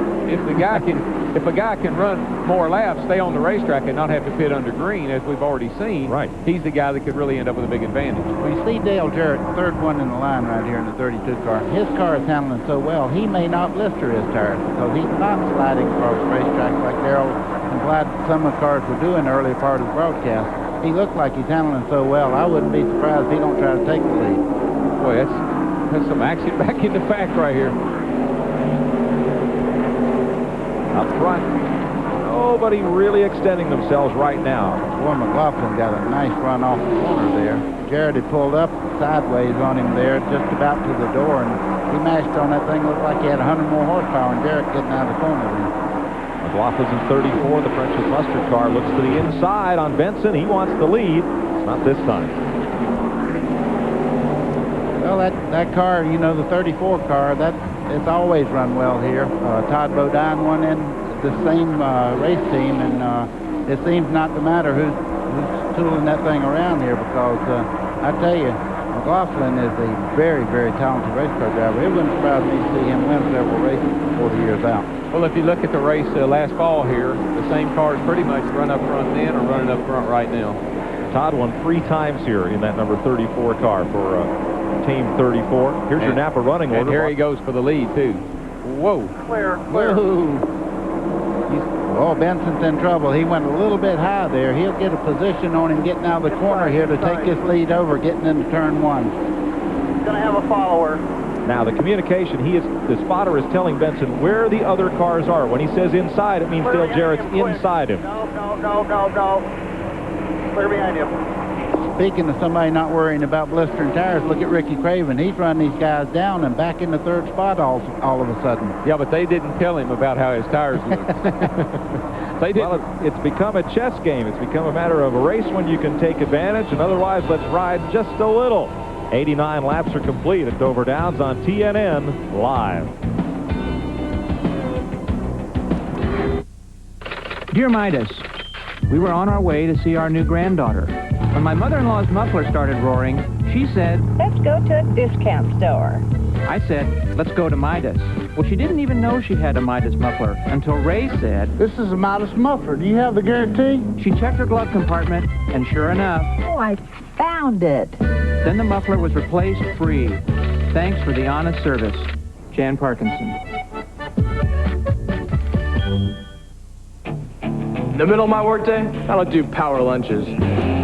I do power lifts. And when you work out this hard, better use a deodorant that works hard too and never quits. That's why I use Speed Stick. It gives me 110% protection that lasts all day. And fortunately, all night. Because while I may not have time for lunches, I always manage to find some time for dinner. Speed Stick, like you, it never quits. 5 minutes. We thought you'd like to know that Lamborghini insists on Meguiar's to create brilliant high gloss and protect the finish on their cars. Meguiar's Cleaner Wax, rated #1 for product quality, performance, and brand loyalty. Running Wide Open, 10 driving songs, 10 great performers, the one and only album of its kind. NASCAR, Running Wide Open. Available now. NASCAR drivers say there's no track in the world that's tougher on brakes than the one in Martinsville, Virginia. So when they take the green flag here, they all have one thing in common, the same brand of brakes. Because without them, you can't come down this straightaway at 120 miles an hour and still make it through the turn. So which brand do NASCAR drivers use to get them through 500 laps at Martinsville? Performance Friction Carbon Metallic. And we stock them at AutoZone. Today's exclusive coverage of the GM Goodwrench Delco Battery 200 on TNN is brought to you by the more than 1,000 AutoZone stores across America. AutoZone, the best parts in auto parts. Welcome back to Dover. Up front here is a look at Mike McLaughlin in front of Dale Jarrett. McLaughlin out of Waterloo, New York, former NASCAR National Modified champ, the defending Busch champ. David Green with Bobby Labonte in relief on pit road for a tire stop, and there's the 1-2 battle. Well, you can see Dale Jarrett looking to the inside. I think he's got the fastest car, but track position's everything, and McLaughlin knows how to protect the lead, so he's running that preferred line around here, and to get by him, he's going to have to make a mistake to get under him. And not only that, they're closing back down on the 72 car, which is just up ahead of him, who was a lap down. Steve Grissom gets underneath Jimmy Spencer. And now Jason Keller. Buford's not going to like that. What is this Buford? Well, when he drove, you know, in the movie Smokey and the Bandit, Buford was the sheriff. Jackie Gleason. Yeah, Jackie Gleason, and Junior was his son. Well, when Spencer drove for Junior, it was Buford and Junior, and they were in hot pursuit. Oh, man. Always in hot pursuit. Yes, that's something. In TV, we call that a stretch. Wow. So anyway, that's Buford, and he's in hot pursuit, and I tell you, they got complete disrespect. Look at Peter. Tim Peterwa tried to go under Jimmy there, and Jimmy kind of closed the door. Peter was making a move on the inside, trying to take that spot away from Jimmy. He's got it now. And Phil Parsons is going to try the bottom, slide on through. So the handling goes away on Spencer's car. Yeah, we're back in that window again, Mike, where tires are starting to be a factor, and who's got the best. Jimmy was leading that pack just a minute ago. Here's Ken Schrader moving underneath. I think Jimmy Spencer may have a blister tire. He's falling back quickly now, as Darrell said. I think he does. You see Pearson moving on the inside of Spencer. Spencer is not able to keep his line in the corner. 92 there is Larry Pearson trying to move to the inside. Now looking up to the outside as we come to the halfway point of this race. Pearson points the nose of the Stanley Tools car underneath. And everybody's going with it. Boy, it looks like somebody's giving something away the way they're lining up on the bottom side of Spencer there to get by. And I tell you, right now, if I was out there, it'd be like walking on thin ice. I'd be real careful. I wouldn't be the rapidest. You can bet on that. So, Darrell, how many laps are you going to run tomorrow? I hope they have the mandatory 10-lap caution to check the tires and put in a fresh driver. Ricky Craven is on pit road, and so is Randy Porter, both retired. I may be the first driver that has to get back in after he puts a relief driver in after tomorrow. Chad Little has dropped a little off the pace. See if he's going to pit. He is. I would say that'll bring a rash of pit stops. Ricky Craven's coming down pit road as we speak, and here comes Chad Little into the pit road. There'll be a bunch of them following then, I'd say. I think we'll see. Once Little gets his tires, what his lap times are, that'll dictate who comes in when. Randy Pemberton is waiting on Chad Little. Well, Gary Cogswell and the crew waiting for Chad. I'm not going to believe this, but he radioed about 15 laps ago and said, I've got a right rear that's gone. And he stayed out, and he finally hits pit road. To update you on the 44 car that just pitted, took off the right side tires, and he had one bad blistered. But anyway, they're spraying down the grill of Chad Little's car. His water temp was also up around 250 just prior to that stop. Jackman falls, took a terrible fall on the stop. Left side tires getting ready to go on. No, they're going to go 2 tire stops, and Chad's gone. 19.5 seconds for Chad Little. Now Dennis Setzer is in. Terry Labonte has closed the MW window and put that car in the garage. The thing about it is the water temperature, these tires are wearing, and the rubber is getting in the grills, and it's causing the cars to run a little hot. Here's your Stanley Mid-Race Report, brought to you by Stanley since 1843. Stanley's been helping people do things right. 7 different leaders, 7 lead changes, 4 caution flags so far, and 7 cars have Labonte out of the race. And pit stops under green, the order of the day, it's kept Mike McLaughlin and Dale Jarrett atop the leaderboard. Steve Grissom in 3rd, Jason Keller in 4th, and Phil Parsons now up to 5th. So these tires are making like dust. That black dust we saw up next to the wall, and because this concrete is so hard and slick, the stuff won't just hang to the asphalt like it normally does. It just kind of rolls around on top of the surface, and these cars are picking it up and sticking it in the grill. Here's Glenn. Well, guys, I'm in Dale Jarrett's pits, and you can see that John Irvin, his crew chief on the right, and Wes Ward, one of the crew members, are in discussion here to see what they're going to do. Dale's lap times had fallen off just a little bit. He fell behind Mike McLaughlin. They were worried about a tire problem. After the first round of stops, when we said his tires looked good, they were almost perfect. They felt real satisfied. Right now, they're a little concerned. They're watching that stopwatch. When it falls off a half to 3/4 of a second, they know there's a tire problem. That's the situation right now. They're trying to see how long they can last. All right, Glenn Elton Sawyer is in for tires, and Rich Bickle also comes on to pit road, bringing the outside pole sitting Kleenex Shoppers Food Warehouse Ford in for fresh tires. Well, Jimmy Spencer's still out there agonizing with whatever problem he has. He is all over the racetrack. He's just trying to get to the caution. So is our point leader. I mean, he is struggling, too. I think he's trying to get in the pit. Benson's coming. Johnny Benson is coming on to pit road. The leader by 124 points. Lost half of his point lead last week in that wreck at Charlotte. And as Benson brings the Lipton T number 74 down pit road, Randy Pemberton's there. Well, Steve Bird and the crew waiting. This is really going to be a race of patience. I don't know how they can slow down their pace out there, but it's just going to be whether or not you can pace yourself and keep the tires on the car. As the 74 car pits, I'll update you on Chad's tires that came off of this car. You won't believe it, over 300 degrees on the right-hand side. It pegged the meter. They're going right side tires on the 74 car. Going to come around, change all four. Of course, scuffs going on the Steve Bird car. They're making a chassis adjustment as well for Johnny Benson. Left side tires around, gas already in. Car's going to be dropped here. Had a little trouble on the left rear, and he's going to go another lap down. Johnny Benson down and away. 26 seconds for Benson. Green flag stop here will cost you 2 laps on the racetrack. The time you stop plus the 35-mile-an-hour pit speed.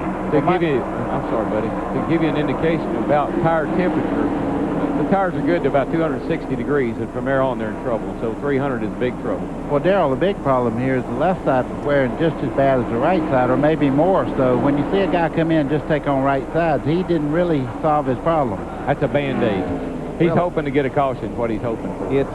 Is it penny wise, pound foolish? You save a little time on pit road, but you're not going to pick up all the time you need on the racetrack. Well, green flag stops. You know, when you got to stop under green, lose 2 laps, you kind of wonder if it's worth the gamble or not to give and get to and ride a little while. And that could be what some of them are thinking.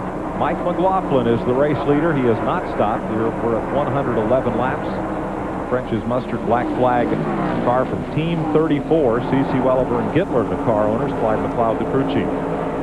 Jimmy Spencer finally give in and come in and got 4 tires. He's going back out on the racetrack as we speak. Mike McLaughlin's car is really working well. He's on old tires and keeps catching some of these guys that have already made the pit stop and taken on 4 tires. The thing I noticed about McLaughlin's race so far, he has passed people when they have gotten up out of the groove or maybe done something to put their car out of shape. In other words, he doesn't seem to have abused his car to gain position, and once he's in the lead, he controls the race. So is he using up his tires less than some of these other fellows? Well, there's no doubt about it. The more you use your throttle and everything and don't just jump back in the throttle, you see him lose a little ground in the middle part of the corner. He's trying to make it up down the straightaway. He's got a good race car. He knows right now if caution comes out, he's got a lap lead on most of these cars that's already stopped. Jimmy Spencer on new tires is flying around this racetrack. And that's what McLaughlin's team's got to look at. Are some of these teams that stopped going to run him down, and that track position advantage he has go away the longer he stays out? Yeah, even though he's leading the race now, he's got to start thinking, I got to stop so I can get back on equal terms with these faster cars. Otherwise, he can find himself getting in big trouble. Jason Keller on pit road. So if you stay out there, what you got to hope for is, can I catch a caution flag and catch some of these cats and keep them a lap down? Yeah, that's what you're hoping for, is that caution. You see that tube running out of the helmet there on Jason Keller. That's where they get their water and all. That's hooked to a water jug just behind him there in the race car, and he can drink water as he's going along. Long stop for Jason. 29 seconds, and they send him back out. I tell you, when they break in on that radio, it scares me right out of my chair. You want to turn, don't you? Yeah. I see you sawing at the steering wheel there. 115 laps. Mike McLaughlin stays out. For how long? That's the question. Well, I tell you one thing. When he does take on 4, he's going to be the bear in the woods. I can tell you that. We've only got 9 cars on the lead lap right now, so I think those are the ones that haven't pitted yet. Yep, that's all because McLaughlin hasn't pitted. Now, Dale Jarrett is posted second. Phil Parsons is third. Ken Schrader is fourth. And Kenny has stopped. He stopped early. And I think he got a lap back in that melee we had on the back straightaway there a little while ago. Yep, fifth, or rather sixth right now. Fifth is, excuse me, not Kenny Schrader, Johnny Rumley. It is the 25 car. 25, okay. I've got tomorrow's 25 car. Okay. Johnny Rumley is the fourth place car. Doug Hebron is fifth. Sixth is Bobby Dotter. Seventh is Mike Wallace. Eighth is Rodney Combs. Ninth is Robbie Reiser. They are on the lead lap. Okay, yeah, the 25 is on the lead lap. Johnny Rumley. The 52 is 2 laps That's down. right. Because they did pit under green. The Big Johnson car is on the lead lap. When we come back, we'll see who's come to the pits and who is going to tough it out. 118 laps complete here at Dover Downs.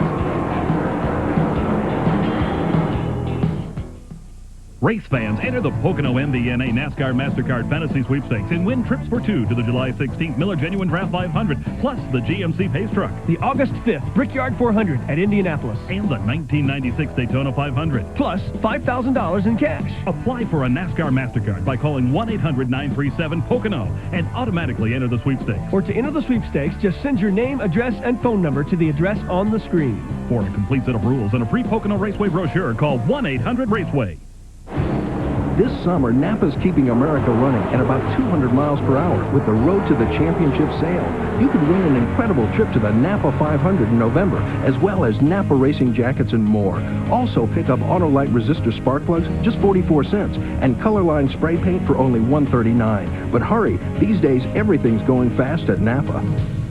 We keep America running. We keep America running.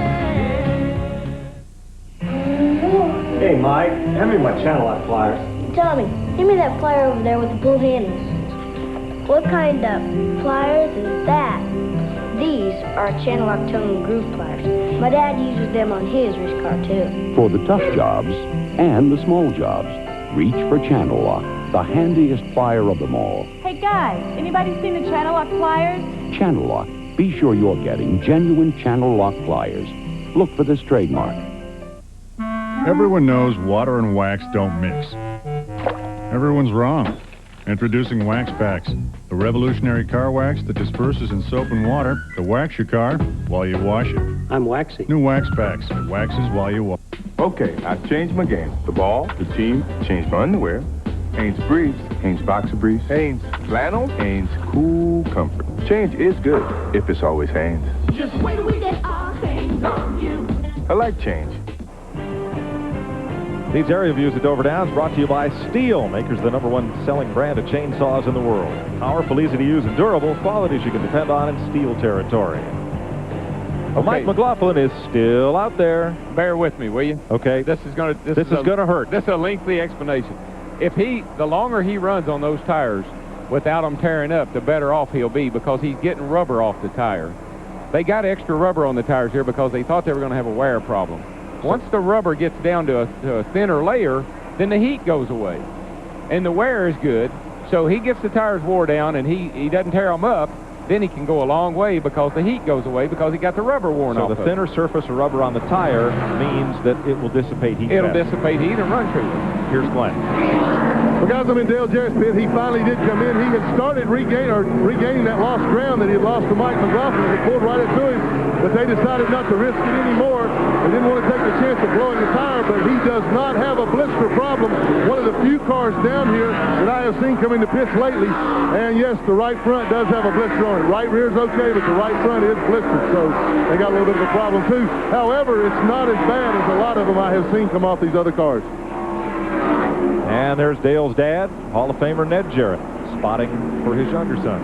I can tell you a little blister on the right front scares a race car driver to death. That's the worst wheel you can have any problem with. I was just going to say that he would probably call surgery minor surgery because it's happening to someone else. That's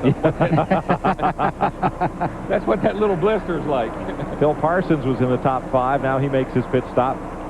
And Johnny Benson battling for 13th with Chad Little. Now Mike Wallace is on brand new tires. He had the fastest pit stop. He only got right side tires.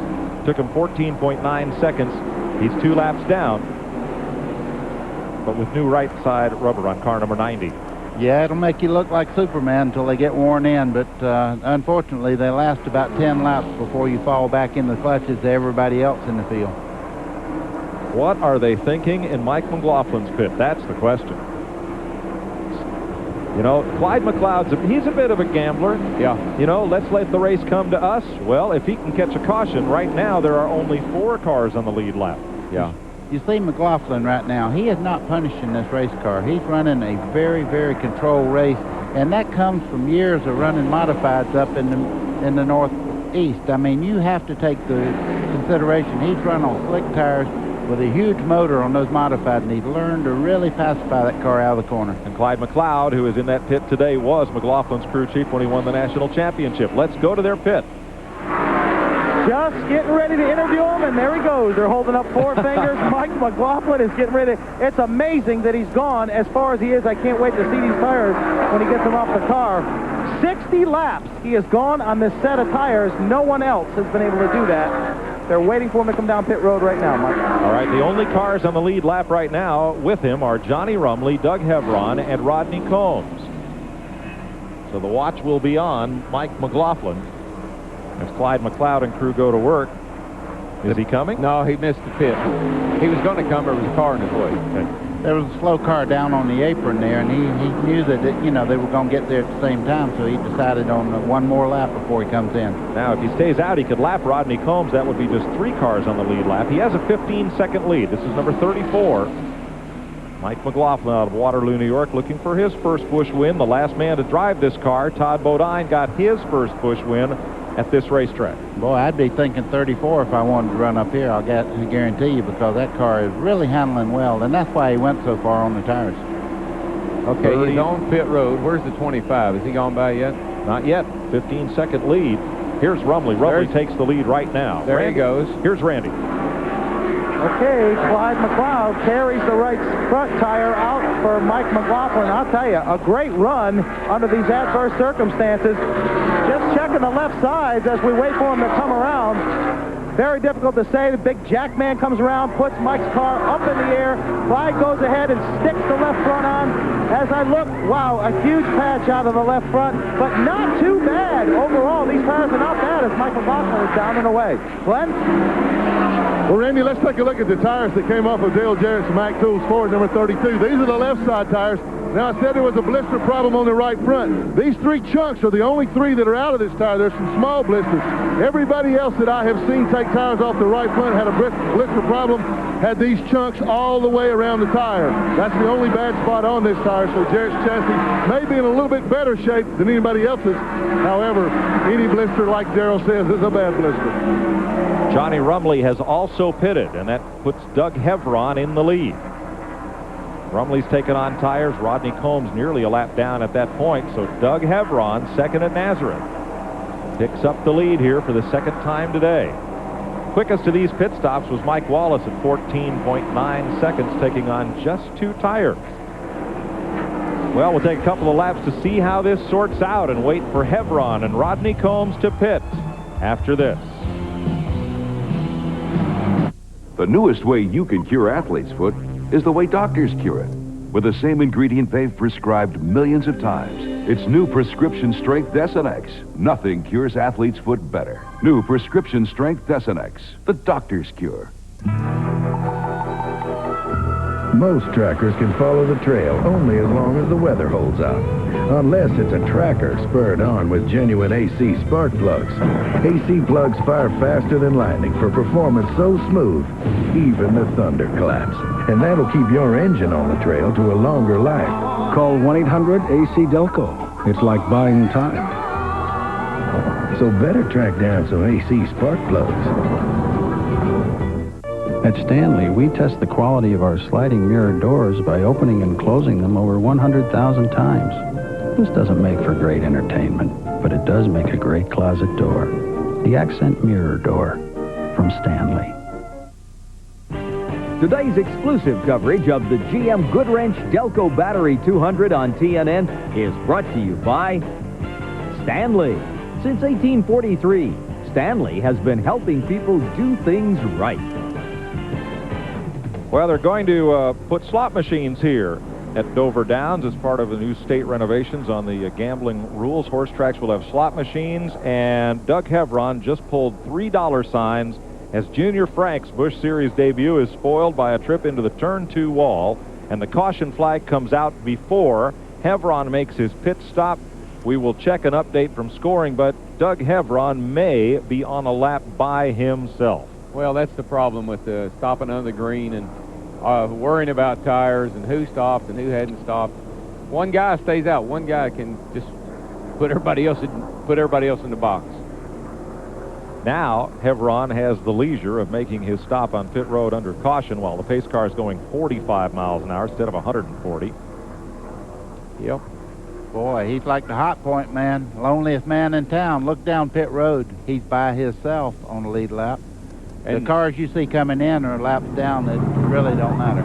Let's go to Doug Hevron's pit. Well, Mike, I'm here in the Millicron Ford pit area, and they will obviously do a 4-tire change. I want to see what the tires look like when they come off, because he did stay out there an exceptionally long time. I'm going to move over and try to get a look at those tires. They're changing the left sides now. Left side tires look pretty good, but that hasn't been where the problem is. So, as you said, a great move by Hevron to stay out there, but that's a heck of a risk to take. You don't know how long it's going to last. We'll get a look at these tires. As the left side's completed, he's down and away. Doug Hevron makes his stop. A couple of other cars did stop, Jeff Fuller and Johnny Rumley and Phil Parsons. Because of the timing of the caution, there may be a question. They may have a question who is and is not on the lead lap. There's Junior Franks. Wall Junior Wall. Ever so slightly, just got it up against the fence there. And kept it up there. Yeah, I guess he didn't want to get back down in traffic. He's been struggling a little bit all afternoon. You know, it's kind of interesting that the two best cars here today have been driven by former modified champions, I believe both of them are, Doug and Hevron and McLaughlin. Well, Darrell, you've run modifieds before. The one reason you win modified races is you know how to take care of your tires. I mean, that is a big factor there. You drive them so hard and they're so wide, the tires, that you have to learn to pace yourself and not abuse the tires and be ready to run at the end. You know, normally we talk about what the tire rule is. I guess there is no tire rule today, right? I believe they intended a tire rule, but we'll check with Randy or Glenn. I believe they did tell the teams that they pretty much had free use of their tires because of the unpredictability of the situation with the new track surface here at Dover. And you know, the problem I see is if they're using this many tires today, and this is the same tire we use tomorrow, could there be a tire shortage tomorrow? Wow, collision on the pit road there. Steve Grissom got in the side of Ricky Craven just a little bit there. They were trying to dodge a tire that had come out of someone else's pit. There's Rodney Combs, who was right up with the leaders at the time of this last caution. Now, we'll double check this as far as cars on the lead lap and sort this out. Doug Hevron may have been on a lap by himself at the time of the caution. We'll see how this sorts out in a minute. Hood is up on Bobby Dotter's car. 140 laps complete, 60 to go.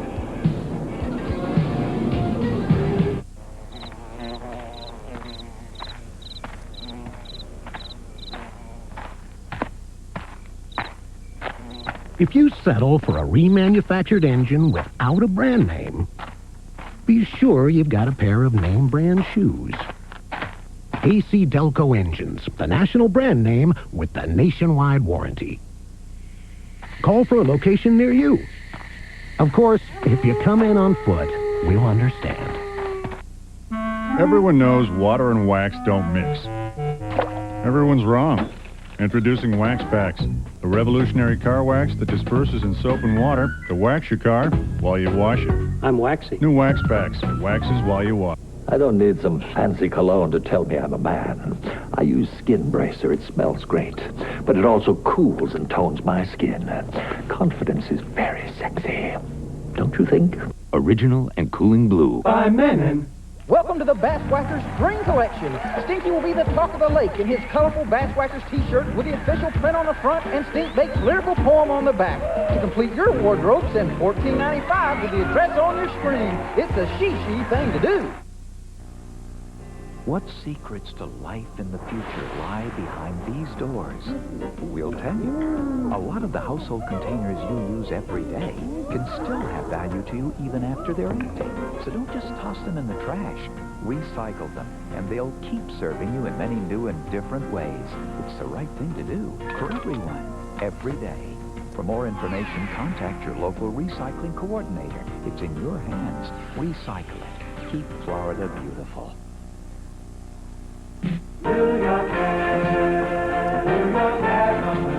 New York Hair Company, family-owned, established in 1980, grown to 6 convenient locations, one of the most respected names in haircutting, introducing Sarasota to precision haircutting more than 10 years ago, specializing in permanent waving and all phases of hair coloring. Experienced stylists only, New York Hair Company. Watch the left side of your screen and follow the bouncing tire. Curtis Markham catches a piece of it. It bounces in and then out, and then there comes. They make contact twice there trying to miss that one wheel. Ricky Craven's got both front fenders caved in one little incident there. Darrell, that proves one thing. You don't have to be on the racetrack to get knocked out here at Dover.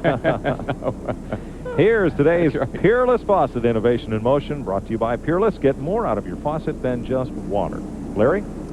You know, for many years, being a crew chief and standing in the pits, one downside that we have is we can't see much of the racetrack. We can only see a little bit of the front straightaway when our car comes by. So if our car's not handling exactly right and the cameras are showing it, we still can't really see it. We have to go what our drivers do it. All right, one thing that RCA has come out with is a miniature satellite dish. It's a lot like the big 12-foot dishes that you see in people's yards. So teams have this satellite dish set up in their pits, and then they have the camera, and they can see what the great people at TNN are showing on the telecast and possibly see what their race car is doing. He's talking to NASCAR. We're in Doug Heveron's pits where we're going to talk to crew chief Scott Looper. There he is. You see him on the camera now.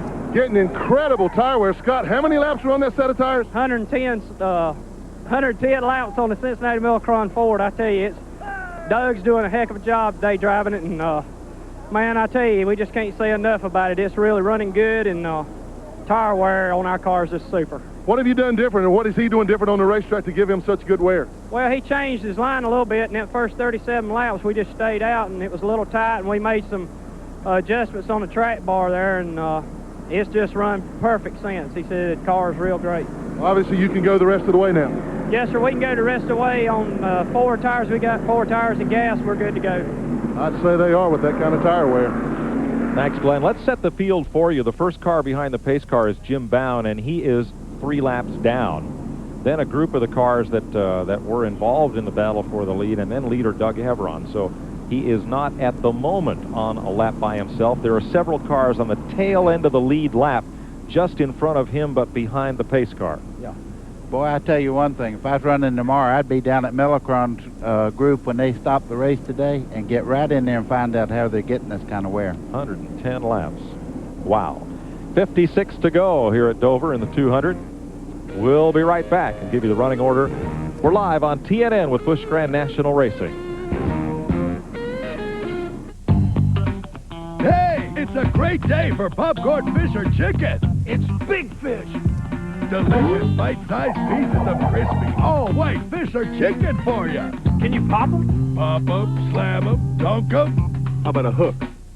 New popcorn fish or chicken, just $1.99 for a quarter pound in fries at Long John Silver's. Where great fish is a big deal. Who says big fish can't jump? Hi, Finn! Has the life drained out of your living room? Then why not have a Butterfinger Black? One bite of that crispity, Crispity! crunchity, Crunchity! peanut buttery taste explosion will shatter your senses. Well, that's it for bingo. Try one and you'll insist. Nobody better lay a finger on my Butterfinger from Nestle. No trendy health club. No $60 shorts. No bull. Speed Stick's no-nonsense formula gives you 110% protection. Like you, it never quits. Everyone knows water and wax don't mix. Everyone's wrong. Introducing Wax Packs, the revolutionary car wax that disperses in soap and water to wax your car while you wash it. I'm waxy. New Wax Packs. Waxes while you wash. This summer, Napa's keeping America running at about 200 miles per hour with the Road to the Championship sale. You could win an incredible trip to the Napa 500 in November, as well as Napa racing jackets and more. Also, pick up Autolite resistor spark plugs, just 44 cents, and Colorline spray paint for only $1.39. But hurry, these days everything's going fast at Napa. We keep America running. We keep America running. Today's exclusive coverage of the GM Goodwrench Delco Battery 200 on TNN is brought to you by Napa. We keep America running. They restarted 1 lap ago. There are 2 cars in front of Doug Hevron because when Hevron pitted under caution, they stayed out, Mike McLaughlin and Dale Jarrett. They are second and third on the tail end of the lead lap, and you see them just in front of Doug Hevron, and they'll do anything right now to keep from going a lap down. Well, what they're doing right now is a very smart move. People are really letting it all go right now, and there'll probably be another caution. So try to stay in that lead lap and have a caution. You're right back in contention again. Now, the thing about Hevron is he's got to be patient right here and not tear his tires up trying to get these guys a lap down. Don't ever say patience with race car drivers. Look at Hevron go by Jarrett going in the corner there. He's letting her all rip now. He said, I've been 110 laps. I'm not worried about my tires. Let me get on this thing. The other big casualty in that caution, Johnny Rumley pitted with Hevron, thinking he was on the lead lap. He was not, and had to restart at the tail end of the longest line. So he is now back to 14th with the rest of the cars that are 1 lap down. So here's Doug Hevron in number 35 trying to lap the field. His car owner, Mike Laughlin, has had many drivers in victory lane driving Laughlin-built chassis, but Laughlin is looking for his first ever Busch win as a car owner today. Boy, I find that hard to believe. That race car has run so well in the past. I thought they'd won several races, but statistics are statistics. May I ask a dumb question? Uh-huh. What is Millitron? They make big heavy-duty machining equipment. Cincinnati Millitron. Big computer-directed machining equipment. Like CNC machines and things of that nature? Yes. See. Well, I could use one of those. I mean, what's that? Computer numeric control. Yeah, machines. CNC, yeah. Right, okay. Well, Mike McLaughlin's had a fast car all day, but Hevron's right there with him. He's every bit as fast. Hevron, as I say, that moves up a little bit. Jarrett closes in just a touch on the back bumper. And Doug Hevron came to fame as the young one at Oswego, New York, on the 5/8 mile running super modifieds, lay down roadsters, trouble in one. Ill-advised pass on the bottom side. Jason Keller got underneath Steve Grissom and just ran out of room. Mike McLaughlin's going to have to hurry. McLaughlin's going to try to do it. He's going to try to stay on the lead lap. Here they come to the flag. The 2 modified aces battling. Hevron wants to put him a lap down. Can't do it. It's a 2-car race again. What a break for Mike McLaughlin. What a heartbreak for Steve Grissom. Wow. As they went into turn 1, it looked like Jason Keller dropped underneath Grissom. Steve came down as Jason went underneath. They ran out of racetrack. Mike, that driver's side, that is a hard lick. Yeah. Here's what happened. Well, Jason Keller's under him, getting in the corner. You see they both want the same real estate, and around goes Grissom. Watch this car go up right here and hit right on the driver's side. That is a lick. Now, folks, that's in slow motion, so it doesn't look like... I know everybody says, oh, I didn't hit it that hard. Man, it looked hard to me. And that's 150 mile an hour into the wall. Let's show it again. Ooh, me. And when they snap around like that, when the back hits and then the side slaps against the fence, that will have Steve's attention. He'll be a little sore. And he has to race tomorrow. Bit of damage to the left rear of the Channel Lock Meineke Chevy. Steve has climbed out. You can see he is okay. The car is not. We'll be right back to Dover after this.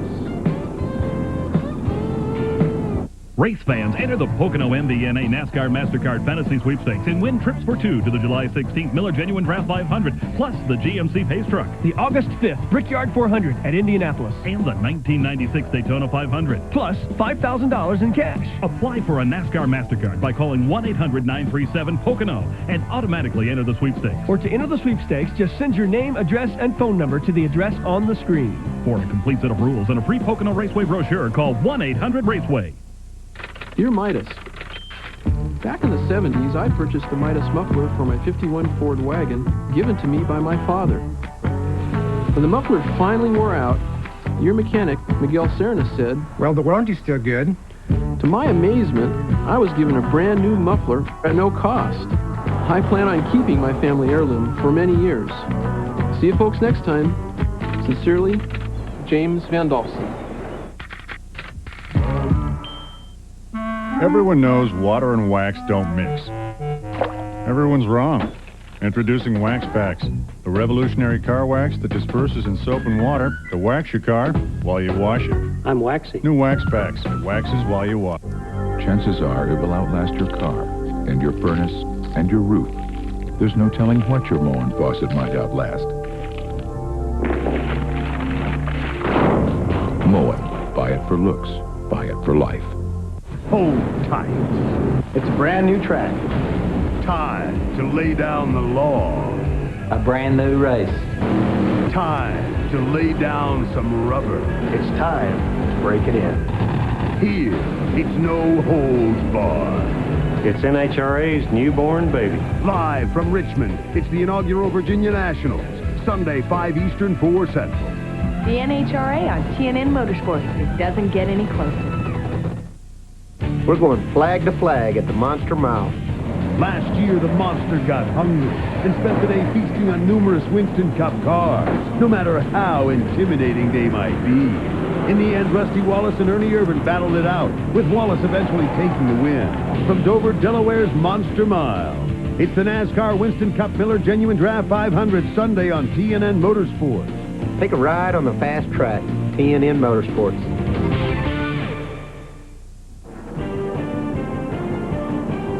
Welcome back to Dover Downs as they haul Steve Grissom's car back to the garage area. And the monster takes its toll. Let's ride along with Jason Keller. Well, we're off of turn 4 here. We're coming down the front straightaway, and Steve pushes out a little bit off turn 4. It allows Jason to get down on the inside. Inside. Whoa, a little too much. And bam. Nice move by Chad Little to get underneath. He was behind the two of them as they came in. Here's your AutoZone Tech Fact, brought to you by the more than 1,000 AutoZone stores across America. AutoZone, best parts in auto parts. When it comes to racing at the Monster Mile, or White Lightning as it's now called, driver comfort is a key concern. Now, teams try to make their drivers feel most comfortable inside the cars. Some drivers use a headrest on the right-hand side. That helps from the terrific G-forces that they suffer for 200 miles here in the Busch Series. Other drivers use one also on the left-hand side of the car. That helps to keep their head inside the car in case of an accident. Now, driver comfort, that's a big concern. Now, Larry Pearson in the 92 car is most comfortable not using any at all. When you're out there racing, it really doesn't bother you. You don't think about it that bad. It's after the race is over when you climb out. That's when you get really tired, so I don't pay any attention to it.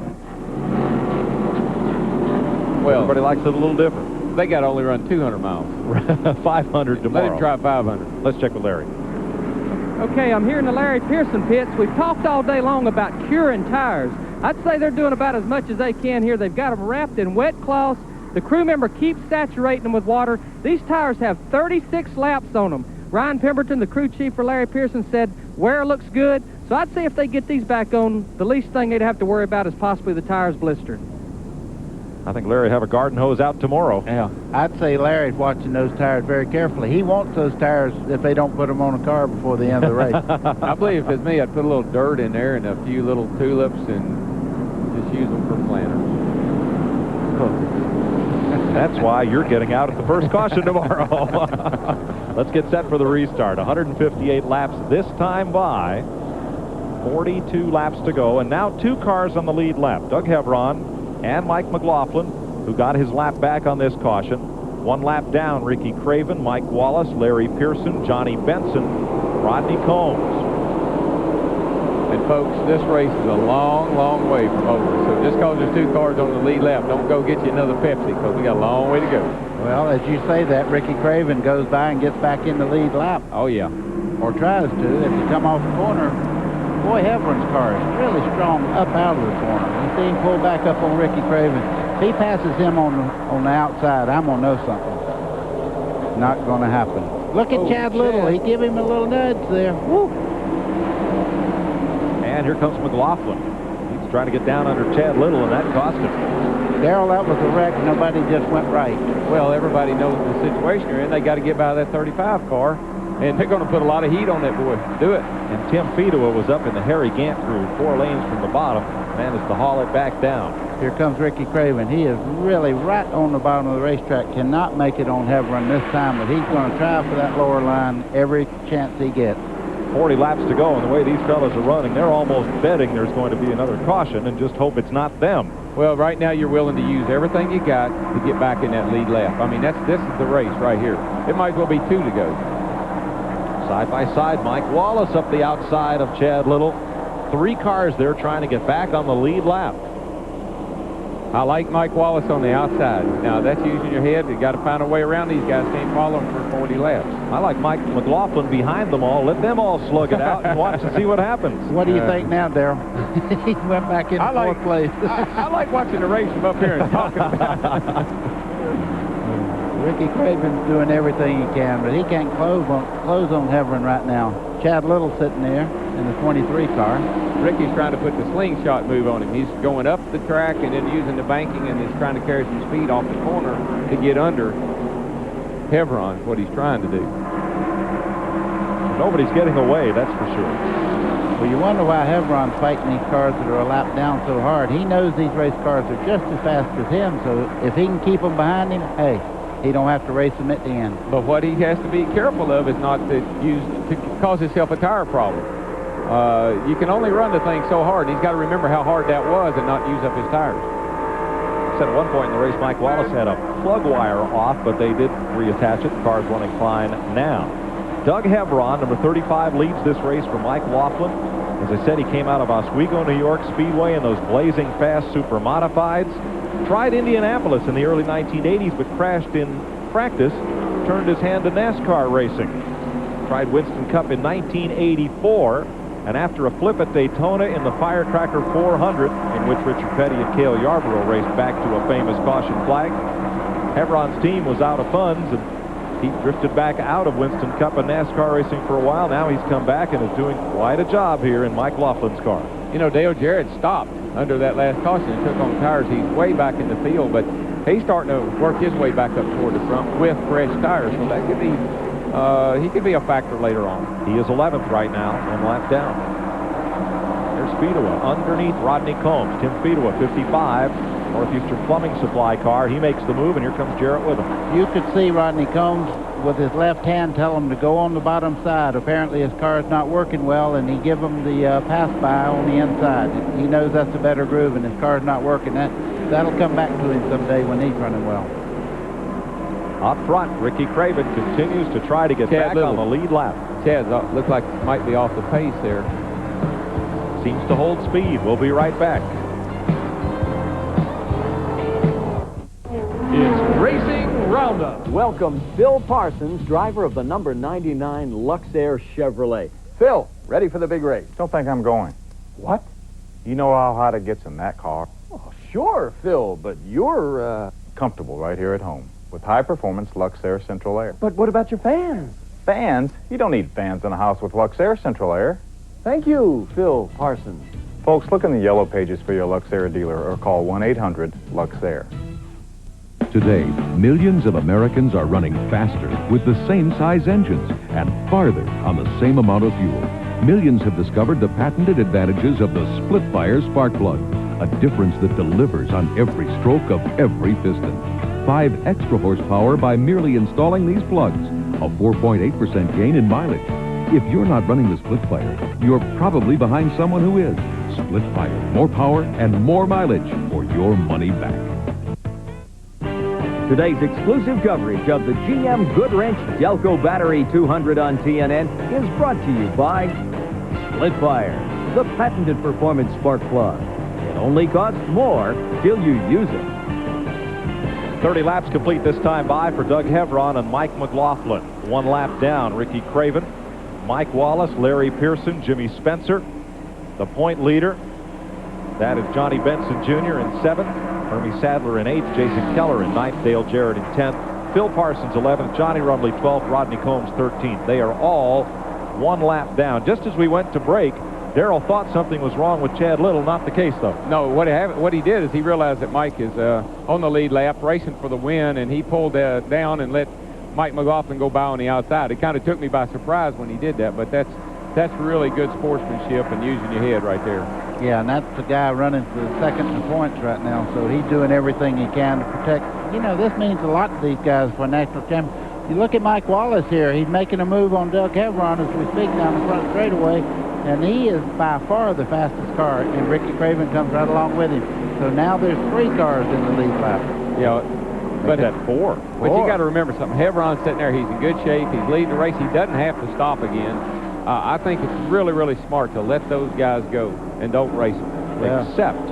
Except that now there is no more cushion between Hevron and Mike McLaughlin. Oh, well, he can't let him go now. That means, we've only got 24 laps to go here, so, you know, you can't let everybody go. 10th and 11th place, Hermie Sadler, the DeWalt Tools #1, and Phil Parsons in 99. 1 lap down.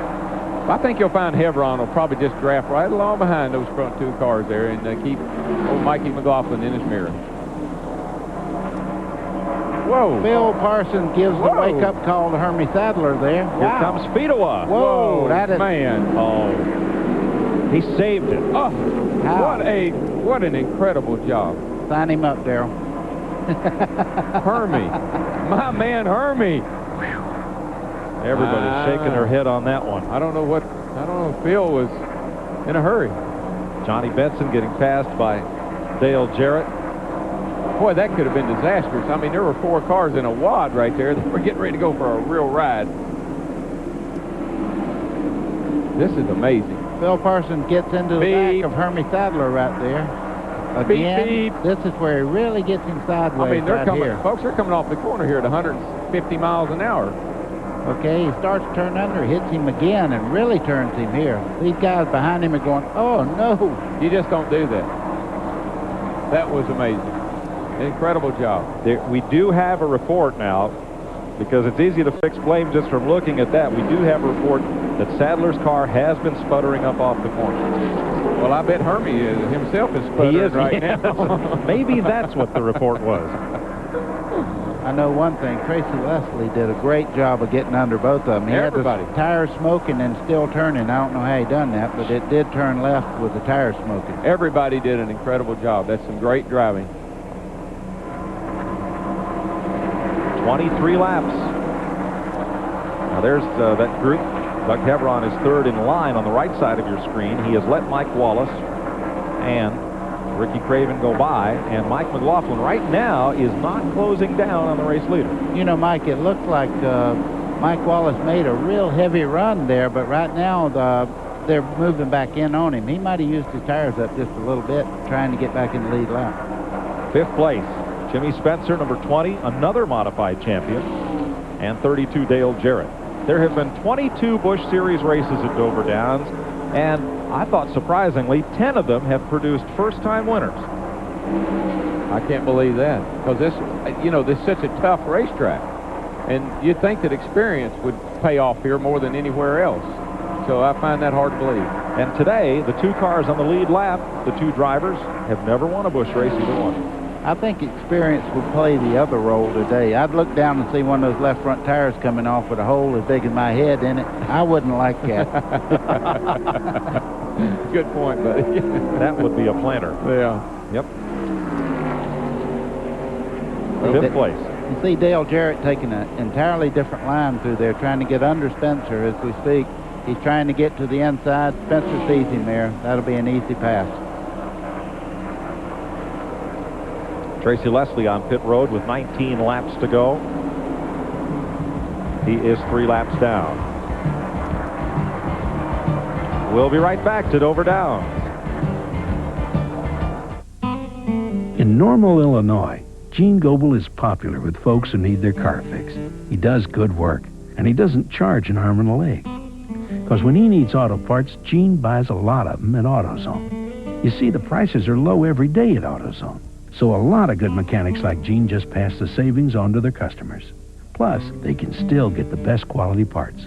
Sure, they know how to do the work right, but they also know how to save money doing it at AutoZone.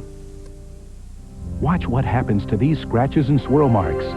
New Advanced Formula Color Magic Car Polish from Turtle Wax contains more colorants to help hide minor scratches and swirl marks better than ever, while giving your car 12 months of unsurpassed Turtle Wax protection against the elements.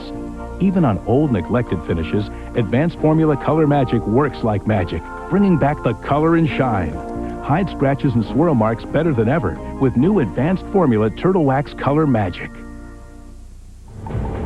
It ain't as easy as it looks.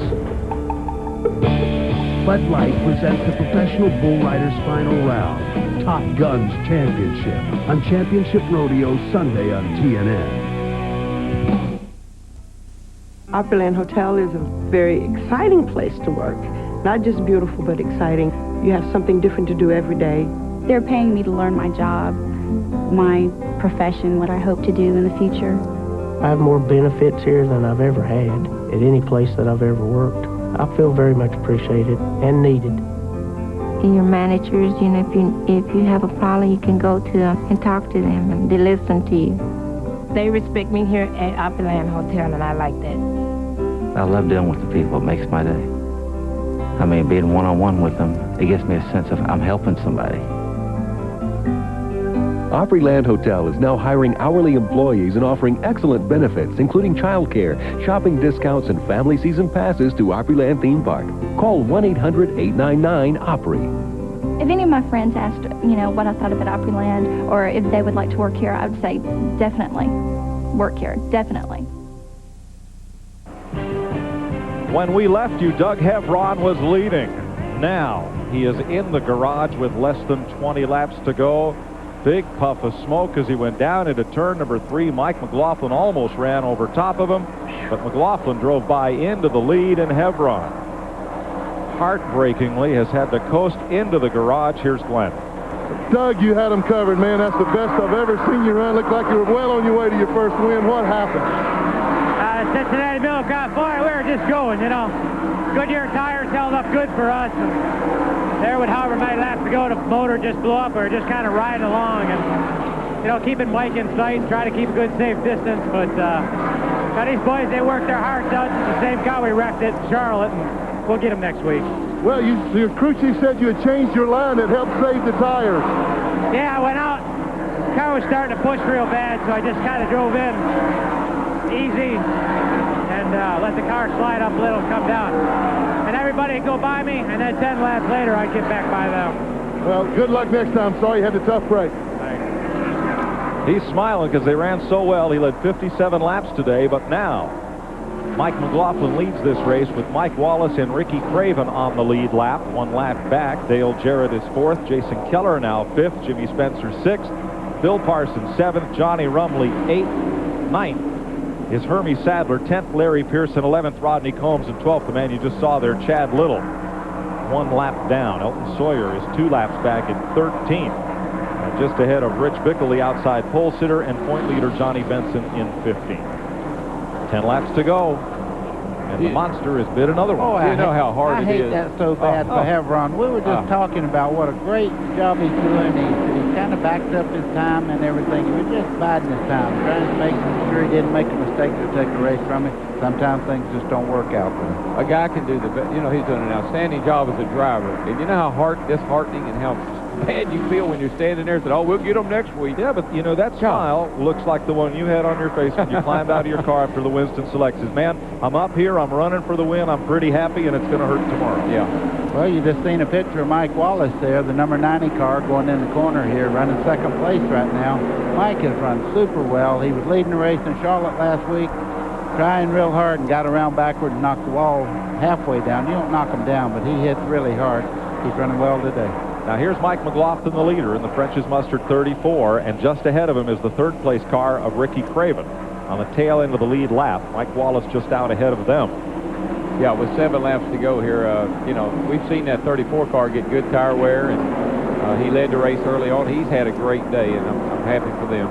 See Larry Pearson there in the 92 car. His tires have gone away. He's way up high on the racetrack, giving the leader plenty of room to race there. If I was McLaughlin right now, this is his first Busch Grand National win if he makes it to the flag. But you know what happened just a second ago. Anything can happen. The last driver to get his first Busch win in this car, Todd Bodine, also did it under strange circumstances. A late race caution, I believe, now memory serves me here, Ernie Irvin got in the wall, and Davey Allison then ran out of gas, and Todd Bodine ended up in victory lane. Exactly what happened. That's exactly what happened, and I know you're right because I run second. All that happened under caution. Davey ran out of gas coming off turn 4 down here. We didn't know what was going on. Didn't expect it. McLaughlin may try to put Craven a lap down again. You see Craven just move up, let him go. He knows it's right at the end of the race. He cannot win the race now, so he let him have his room. 5 laps to go. The last thing he wants to see is Fedewa trying to get back in the lap. Ooh, Mike, let him go, Mike. Let him go. Well, you know, the last time they raced north of the Mason-Dixon line in Nazareth, Pennsylvania, it was the Civil War. All the Busch South drivers yelling at the Busch North guys and vice versa. But this, for one of the modified heroes to win here at Dover Downs, and there's a lot of modified T-shirts in this crowd, it's going to be a very popular victory. If Mike McLaughlin, Clyde McLeod, Randy mentioned big guy, that's Steve Hellwig, that's what it says on his shirt, big guy, the Jack Man, that whole crew, for Frank Cece, Scott Welliver, Don Gittler, it's going to be quite a day for them. Here's Dale Jarrett, who's had quite a day himself, and Jason Keller, despite that brush with Steve Grissom, has managed to hang on here 1 lap down in 5th place. With 3 laps to go, I tell you, the flagman's running out of fingers here, and you just gotta believe it. McLaughlin, it's his race to win now. He don't want to make a mistake. Well, he's sitting there and nobody around him, front or rear, so he's in pretty good shape. That's the 4th place car. Dale Jarrett there racing with Jason Keller down the front straightaway. That's the 4th place battle with 2 laps to go. That's the best race on the track right now. Boy, Jason's riding hard. You see him wash out in the middle of the corner. That's when you drive in too hard, but he's right there on the back of Jarrett trying to make that position. Jarrett is not running for points. Keller is. I don't imagine that Dale's thinking about that right now. No, Dale isn't. White flag. And probably Jason isn't either. White flag for Mike McLaughlin. Boy, the modified guys have got to be proud. I mean, the guys that race with him every week, that gives them a little spirit. Maybe I could do this too. Protege of the late Richie Evans. He drove dirt modifieds for Norm Foster, tried super modifieds for Clyde McLeod and the Sherry Cup folks. He won the National Modified Championship, and today he wins his first ever Busch Grand National race. 2nd, Mike Wallace. 3rd, Ricky Craven at a photo finish for 4th. Yeah, I believe the 57 got the 32 at the line. He got up on the outside down there in the corner, and I believe he got it. It looked like Jason had a little bit better angle coming off the corner, and he might have beat Dale Jarrett back to the flag. I'm not sure, though. Well, we'll have to take a look at that one. Okay. Mike McLaughlin made his career driving Norm Foster's potato wagon on the dirt. He had some bright sneakers, and they called him Magic Shoes. We'll be wearing them to victory lane today. You got the winning color. I've got 295,000 miles on my car. I've always taken awful good care of it. Changed all the oil myself. Use Pennzoil. Now with the revolutionary Penn-Star molecule, Pennzoil clings to moving parts. Works like liquid ball bearings.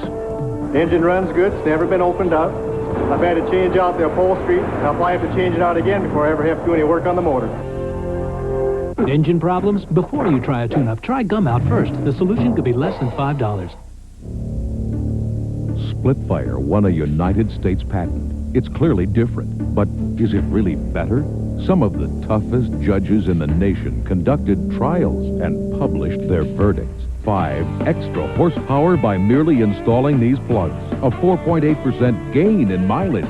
Quicker in the quarter mile. There's nothing like a Splitfire. You'll get more power and more mileage guaranteed. You'll get it all for your money back.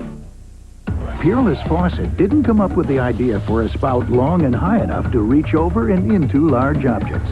We merely adapted it for the kitchen. High-rise faucet designs by Peerless. Get more out of your faucet than just water. I don't need some fancy cologne to tell me I'm a man. I use Skin Bracer. It smells great, but it also cools and tones my skin. Confidence is very sexy, don't you think? Original and cooling blue. By Menon. I guess every kid dreams about being a racer sometime or another. I never imagined anything like this. You see the fans and how fired up they get. I guess racing's like life to me. You can never really control it. But if you give it everything you got and get a little bit of luck, you're going to be okay. TNN Motorsports. It doesn't get any closer. These aerial views of Victory Lane brought to you by Steel, leaf blowers, trimmers, and chainsaws. Powerful, easy to use, and durable. Qualities you can depend on in Steel territory. There's a look at the chopper that's provided that eyeball in the sky, if you will, looking down on Victory Lane and Glen Jarrett. And a jubilant Mike McLaughlin crawls from his car, and for the second time in my career, a guy driving this number 34 picks up his first win. What a great day, Mike. We had an awesome day, I'll tell you. These guys did a great job in the pits. I didn't have a fast car right off the bat. In the long run, we had a real good car.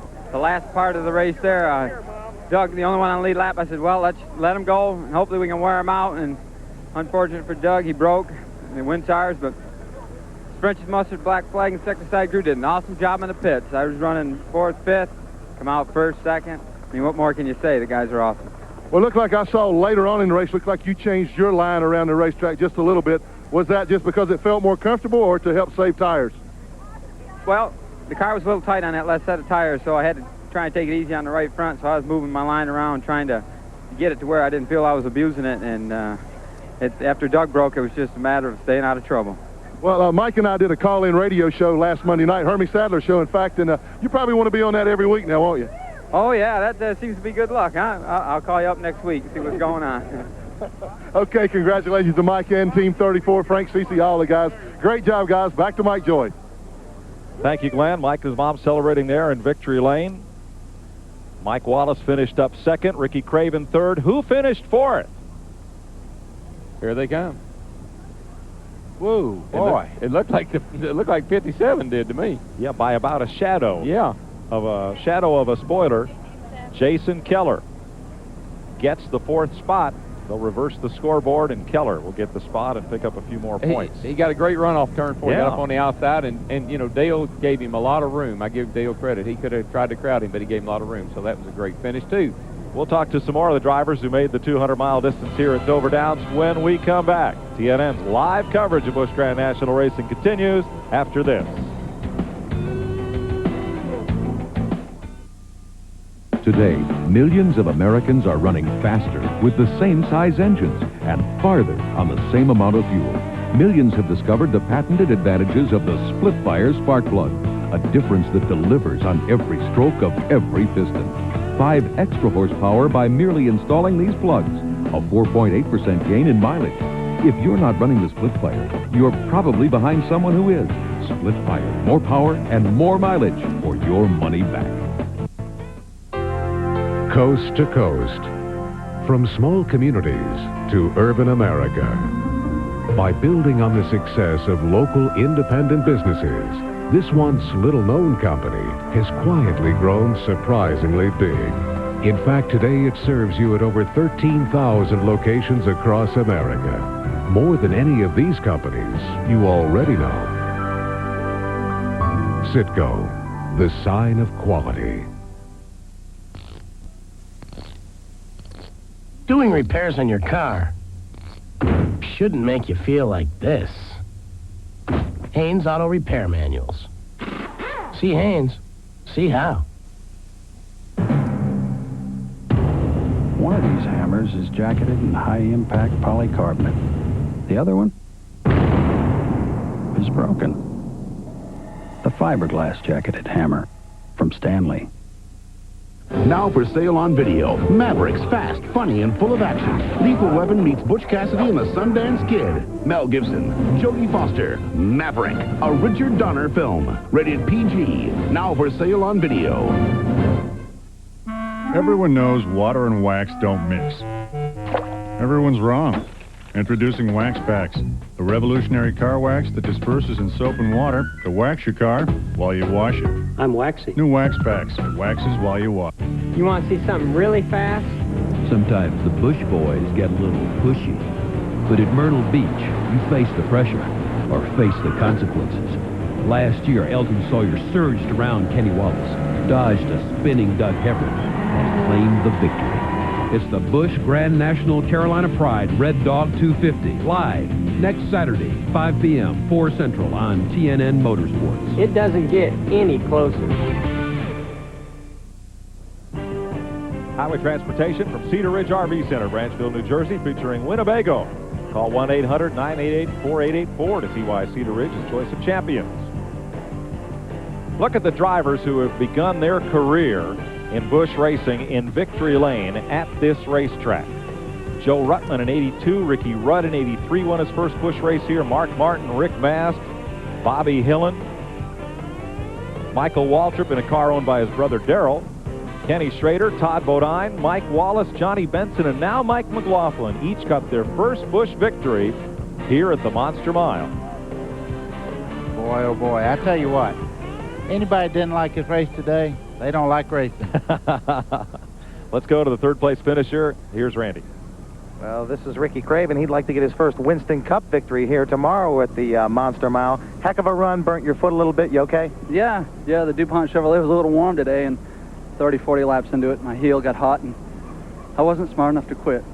So, we really enjoyed coming to Dover, and they did an outstanding job with the track. But like anything new, it takes some time for adjustment. Goodyear did a great job.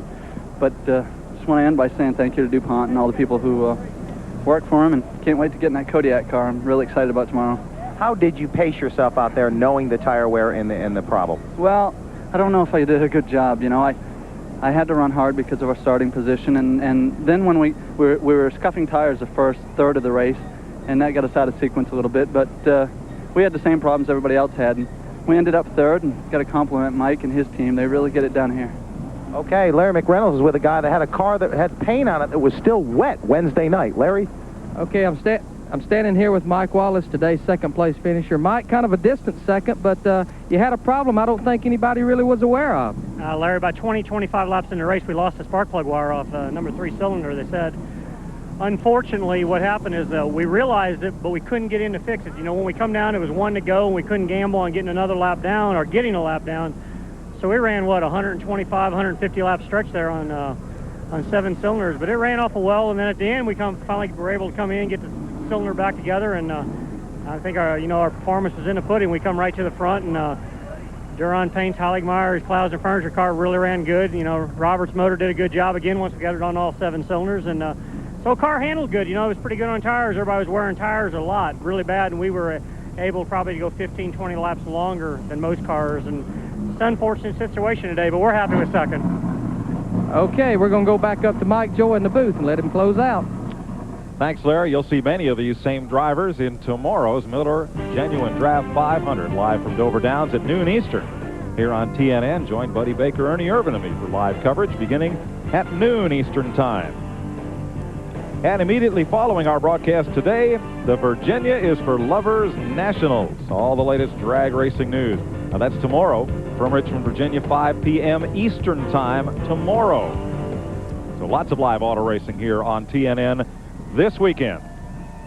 We'll be right back as the suntan oil flows freely here in the grandstand at Dover Downs. Stay with us.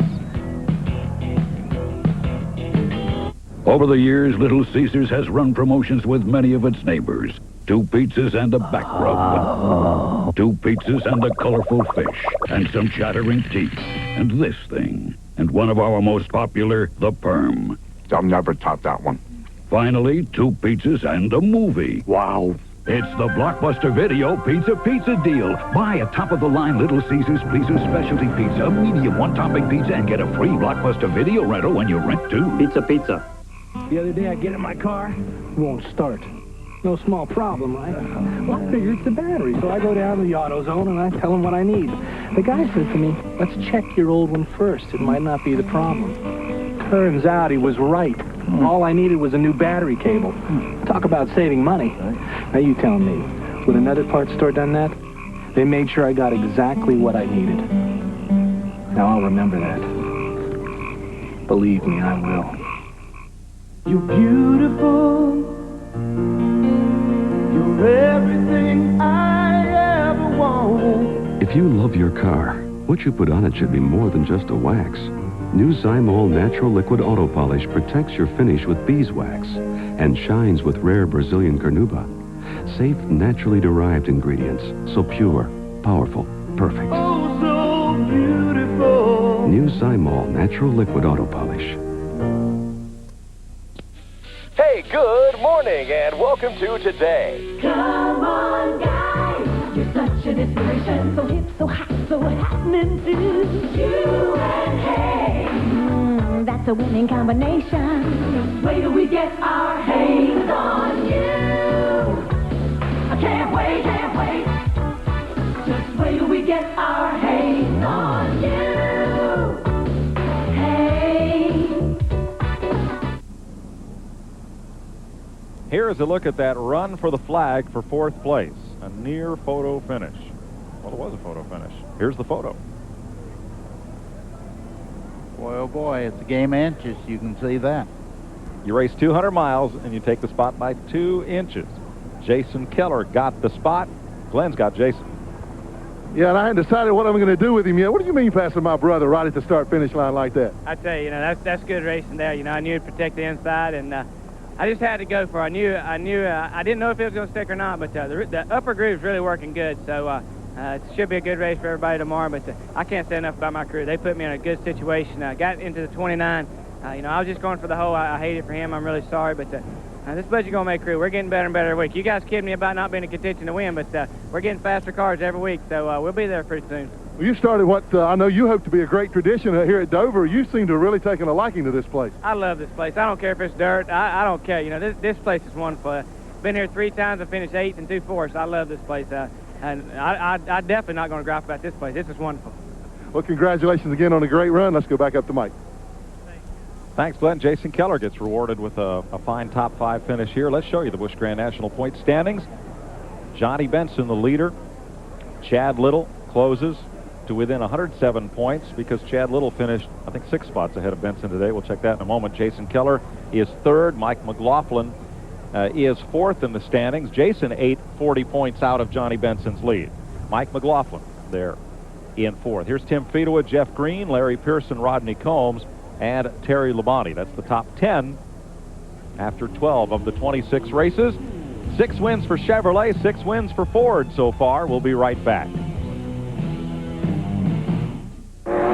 With each race, he faces a new challenge, a fresh shot at the pole, and another chance to win this season's overall prize, the Busch Series Pole Award.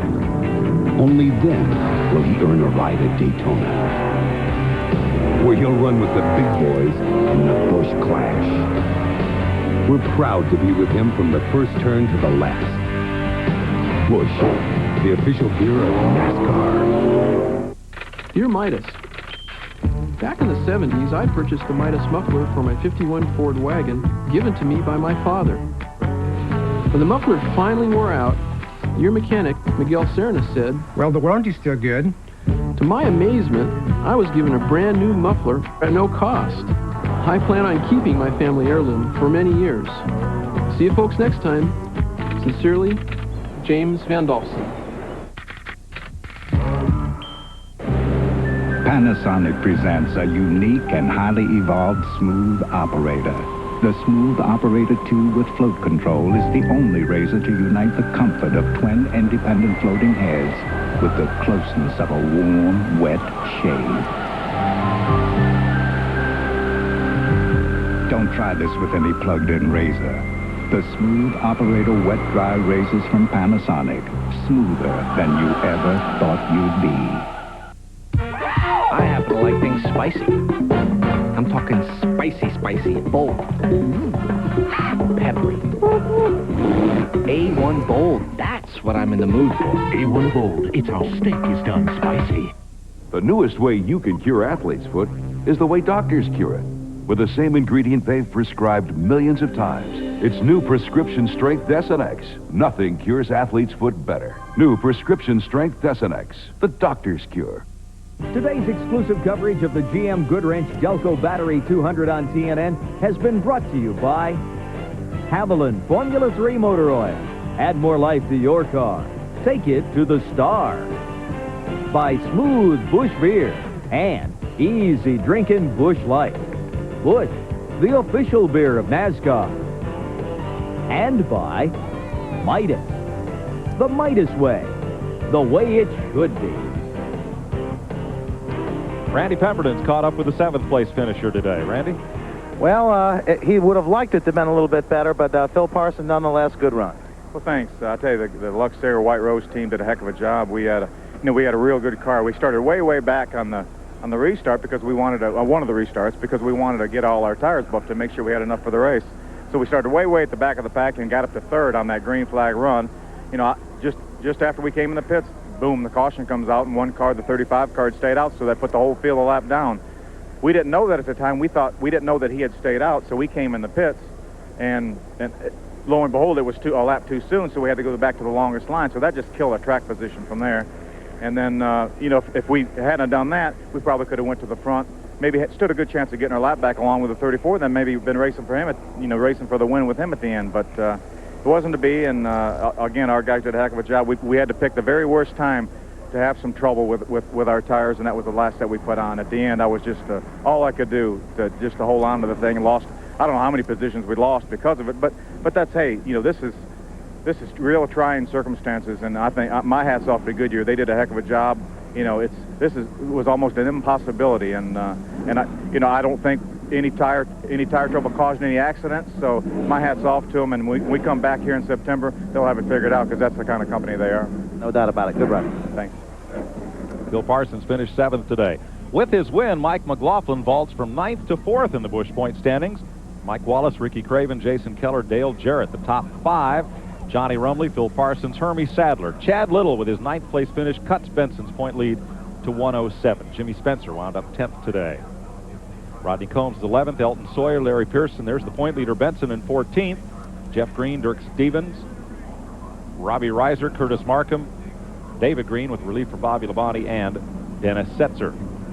That's the top 20. Stevie Reeves, Tim Fedewa, Jim Bound, Tracy Leslie, Randy Porter, top 25. Then Ken Schrader, Kevin LePage, Jeff Fuller, Doug Hevron leading the race, lost an engine with 10 laps to go. Steve Grissom was 30th. Ward Burton, Bobby Dotter, Junior Franks, Ed Barrier. There is Dirk Stevens in 35th. He was out of the race early today. Terry Labonte, David Bonnet, Tommy Houston, Green, and Tobias rounds out the top 40.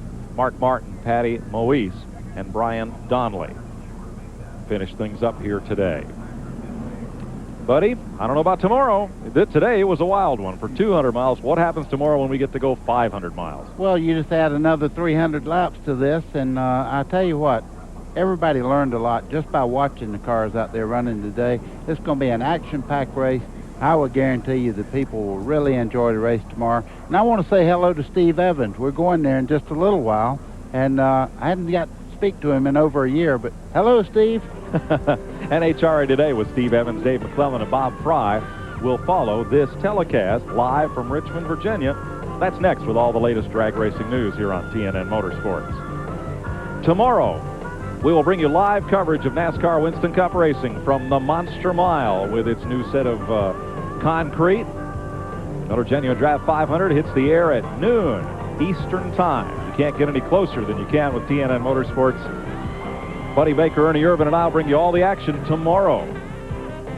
Well, the Monster Mile survived the first attack of its new concrete surface in pretty fine fashion. And our congratulations to Mike McLaughlin, yet another first-time winner in Busch Series action here at the Monster Mile. And Ricky Craven picked up his 4th straight top 5 finish in Busch racing here at Dover. Tomorrow, it's a whole new day and a whole new ball game as the Winston Cuppers attack this track for 500 miles. Be sure to join us live at noon Eastern Time for the Miller Genuine Draft 500. For Buddy Baker, and our thanks to Darrell Walter who joined us on today's coverage, Randy Pemberton and Glenn Jarrett, I'm Mike Joy. So long from Dover Downs.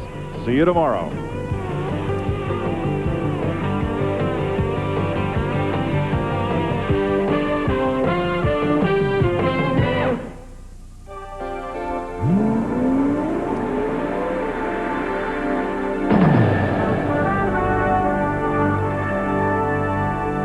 Carolina Pride Red Dog